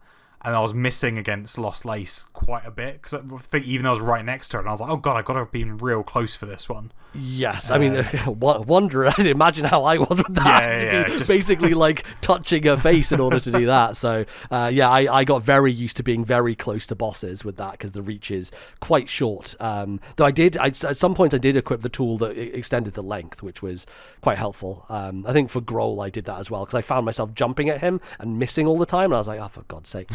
So yeah, did have to use that. Cool.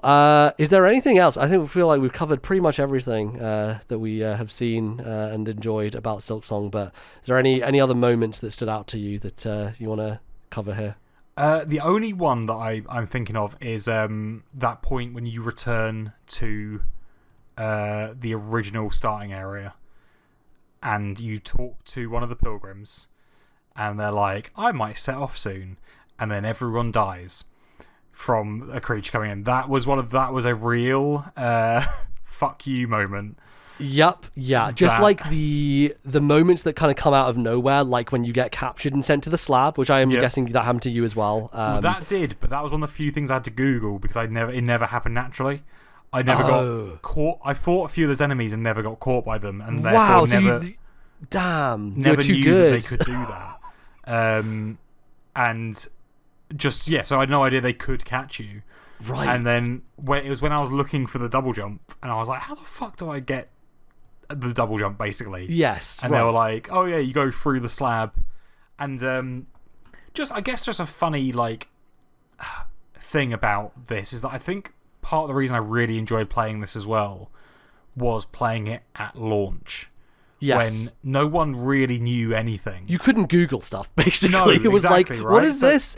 Well, that was the whole entire thesis behind why I got so frustrated and depressed about Sinner's Road, was I read online someone saying, oh, yeah, what, the next thing to do after doing Bellheart is to do Sinner's Road. I was like, I guess that's where I have to go, because I didn't figure out that I could get through the blasted steps by pogoing off those bells. And so I just went to Sinner's Road and spent 2 hours of misery, and then I realized this doesn't go anywhere. Fuck, what am I supposed to do? That I mean, it causes moments like that, which could be seen as frustration, but I don't know. I call it character building. It meant that when I went through the blasted steps, I was like, this is fucking easy. Nothing's as bad as Sinner's Road, the worst place I've been in my life. So no. I think it made a really interesting experience for the game, and just the idea that the simple keys that you got that unlocked things. Yes. There were, in reality, as many keys as there were doors. Of course, but at one point I had 2 keys and 3 doors, and I didn't know if there would be one for everything. Especially the way that Silksong had been for the first 10-15 hours, felt like it could say, no, you have to make a choice here or whatever. So... And I Googled it, and people were like, there are 3 simple keys in the game. And I think I found 4 places to use them. And I was like, so there isn't one. So I was the Green Prince, I had left him to do something else. And then eventually I found a 4th simple key. And Googling it, most places still said there were 3. And I found a 4th one. That's crazy. And just, literally just being able to, drop you a message about something and be like, have you got to this? And then, or you being like, I've just done this thing, and me being like, what the fuck is that? You've just named nonsense. I've never heard of these words that you were just talking about, Yeah, and being able to be like, should I be in this area yet? And be like, yeah, I've done that. And you being like, well, fuck, I thought I needed another ability. I think that genuinely did, improve the experience of Silksong for me. And I wonder again if but funny enough, that improved it, but all of because obviously biggest thing that's come out in forever, especially in the indie space, right? It was one of these things where the online conversation surrounding it drove me insane, to the point where I just wasn't reading what people were saying about it, because I was like, a lot of people very early in the game getting really frustrated with the difficulty. And I love Silksong. I love Metroidvanias. I spent probably the last 7 or 8 years also getting very into the Souls games and Bloodborne and all of that. And this is just a real perfect combo of that. I'm used to hitting my head against a boss that I know that I can eventually beat. I don't ever expect to be stonewalled. I know that my ability will get me past this stuff eventually. But Silksong is a game that there's so much hype around it that I think a lot of people played it when this is not their sort of game, right? Right, totally. Like, it's hit the mainstream in a way where it's like, oh, okay, this is it's like what happened with Balatro, right? It's like it's a game that not many people usually would play, but because everyone's talking about it, people jump in and are like, oh, maybe I do like this. Or in the case of this, a lot of people bouncing off of it because it is extremely a certain type of thing for a certain type of person, and the hype has just kind of accelerated it into probably more mainstream than it ever should have been in a weird way, Yeah, I think so. I think a lot of the conversation around the launch of this game and its difficulty has been I really struggled with, because it's just that thing of like everyone had an opinion on it, right? And a lot of people's opinion was that it was badly designed. Like, these things should not be doing this much damage to you. Like, and I think in reality, it's just like, this doesn't have to be for you. Like, it just doesn't. There's so many games out there. Like, I always bounce off. There's way too fucking many games out there. Yeah, right? I always bounce off immersive sims. Like, they're just not for me at all. Like, stuff like Dishonored, Deus Ex, and things like that. Like, I always want to love them. And then inevitably, I'm like, oh, I'm not having a good time. Weird West is another one that I remember I tried for work back in the day because it looked really cool. And I was just like, I'm not into this, but I can see that it's good.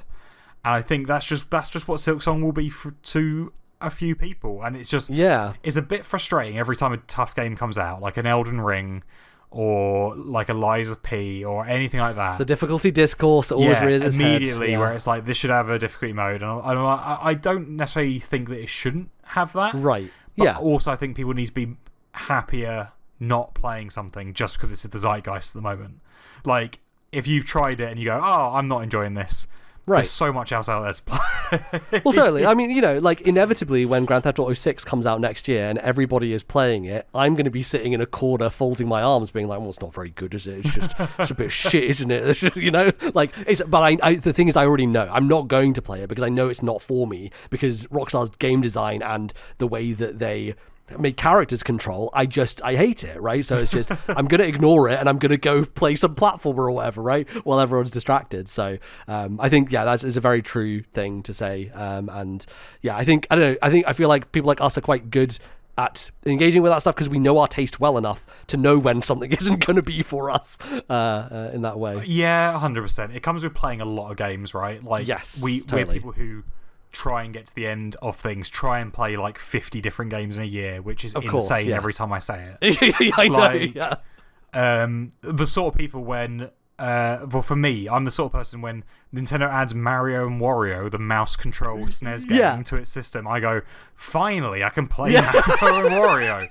Let's do it, It's great. I think you introduced me at the top of the show as a sicko, and I think this is just leans into that. Yeah, 100%. But like you say, so much hype around Silksong that it had entered a mainstream of people who maybe, only play 5 or 6 games a year and go, right, well, I'm hearing good things about this, so I'll play Silksong. And then it's suddenly like, well, Jesus Christ, this is kicking my ass. And yeah, totally. Well, like, so our friend Ali T, who's often mentioned on the show, he messaged us and was like, should I play Silksong? And we were like, probably not. Probably go play like Ori first, or like another Metroidvania to like get your feet wet before you do this, because it's kind of it's a trial by fire. Even Ori's a tough, like, Will of the Wisps is one of my favorite games of all time, and I don't think I would universally recommend that to everyone I know. You know what I mean?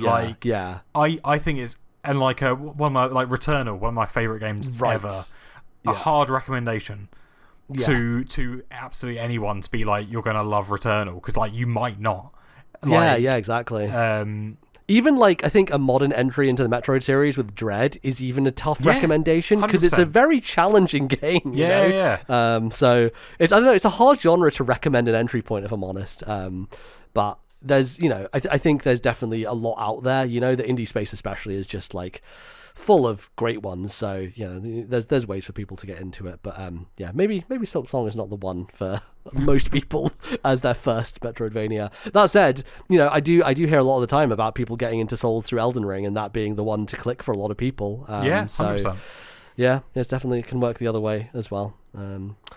But yeah, there you go. That's Hollow Knight Silksong, a fantastic video game, and there's just a lot. There's a lot of stuff. And a lot, even more, I'm sure, to discover that we have not even found. Like I said, like I've got 100% on my profile, and I still have like 20 things I haven't collected. Like there's like multiple bosses in this. We're using boss kind of list on the internet to have a look through. Like I haven't fought the Crawfather yet, which is, oh, did you get that, by the way?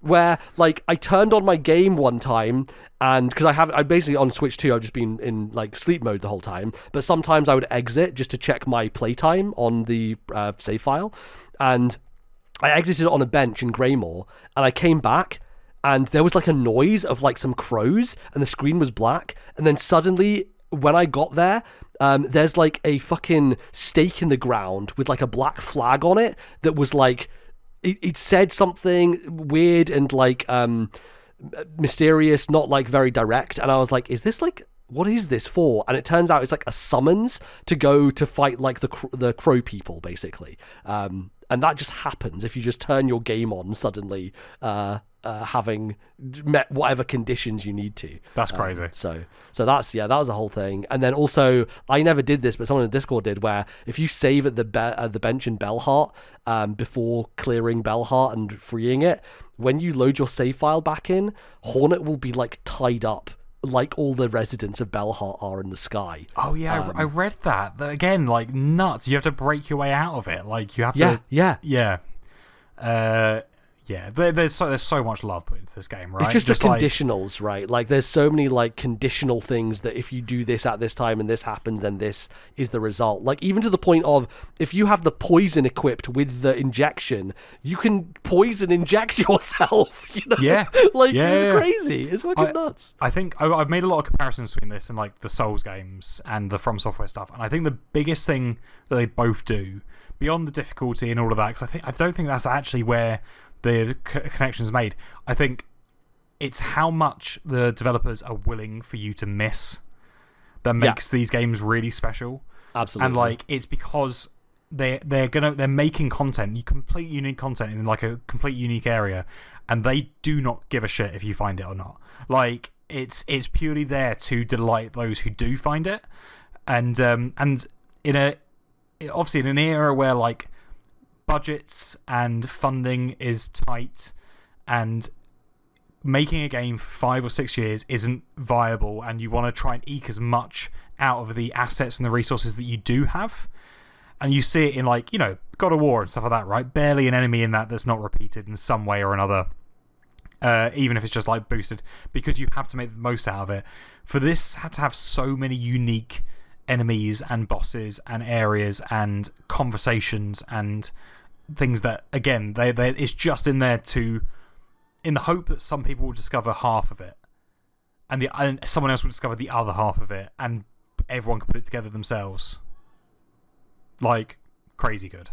Yeah, it's unbelievable. And it was worth the wait. I think that's one of those things as well. I think there's been very few examples over the years of games that have been this level of hype that have then lived up to that level of hype, right? I think the thing is, I think it's actually only Elden Ring and Silksong, because with Breath of the Wild, it was a bit of a roll of the dice. It was, Zelda has been a bit of a funky state. Can Nintendo do something here? It was like, there wasn't an expectation around Breath of the Wild before it came out that it was going to be this revolutionary thing. It was more of there was as much concern as there was hype for it. I remember like the first previews that came out from like E3 2016 of it were like, ooh, like, there's some really cool stuff in here, but also, like, I don't know what this looks like as a full game. Like, right, totally, yeah. I remember there was trepidation and worry because Nintendo were in such a bad place that they needed it to be good, right? Yes, yeah. Whereas, exactly. like this coming off the back of Hollow Knight, which is so well regarded, and then, like you say, Elden Ring coming off the back of so many good games from Software. I think you're probably right. Probably the two biggest ones I can think of where it's like incredibly hyped for such a long time and were just fantastic. Yeah, not only met the hype, but in a lot of ways exceeded it, which is kind of crazy. Because, I mean, going into Silksong, I was excited. I was like, oh, this is going to be good. I'm going to have a good time with it. But, yeah, I really didn't expect it to, like, take over my brain space in such a significant way. Like, it absolutely just burrowed its way into my being, and I was like, all I can think of is this map, you know? Like, I was going to sleep at night and just like thinking about, oh, where should I go this way, and then I could find this, and yeah, so it's significant. So anyway, a game deserving of multiple hours worth talking about it on podcast, which is certainly what we have done here. So thank you everybody for listening, and thanks so much, Matt, for joining me for this odyssey of discussion about everything in Hollow Knight Silksong. I'm glad that I had someone else to deep dive on it with. Yeah, same. There's a lot of Silksong in my brain that needed to come out of my brain. Yes, yeah, to exit into the world. Fantastic. Well, we're gonna get on out of here. Matt, is there anything you want to plug? People can find you, that sort of thing. Oh, yeah, sure. I'm on Blue Sky at Matt Lorrigan, MattlOrrigan. But I think that's it these days. I'm Great. less on social media, so yeah, that's a wise decision. Fantastic. Yeah, we'll go follow over there, and then follow the podcast, obviously, and we'll be back with a regular episode next time. And I think we're going to get back to a normal, instead of like these giant games and taking a whole episode for those. I think we'll just do some emails and do some talking about some. I'm going to try and play Shinobi for next time. Oh, nice. I had that sitting there. I bought it before Silksong came out, and I have not played it yet. So I'm gonna try and take away at that. And I think the Switch 2 update for that has just come out recently as well. Nice. Okay, that's good to know. I bought it on Steam because the Switch 2 version was not good, apparently. So, well, that's being remedied. But anyway, I'll get to it. But yeah, until then, thank you everybody so much for listening, and we'll see you next time. Bye-bye. Bye.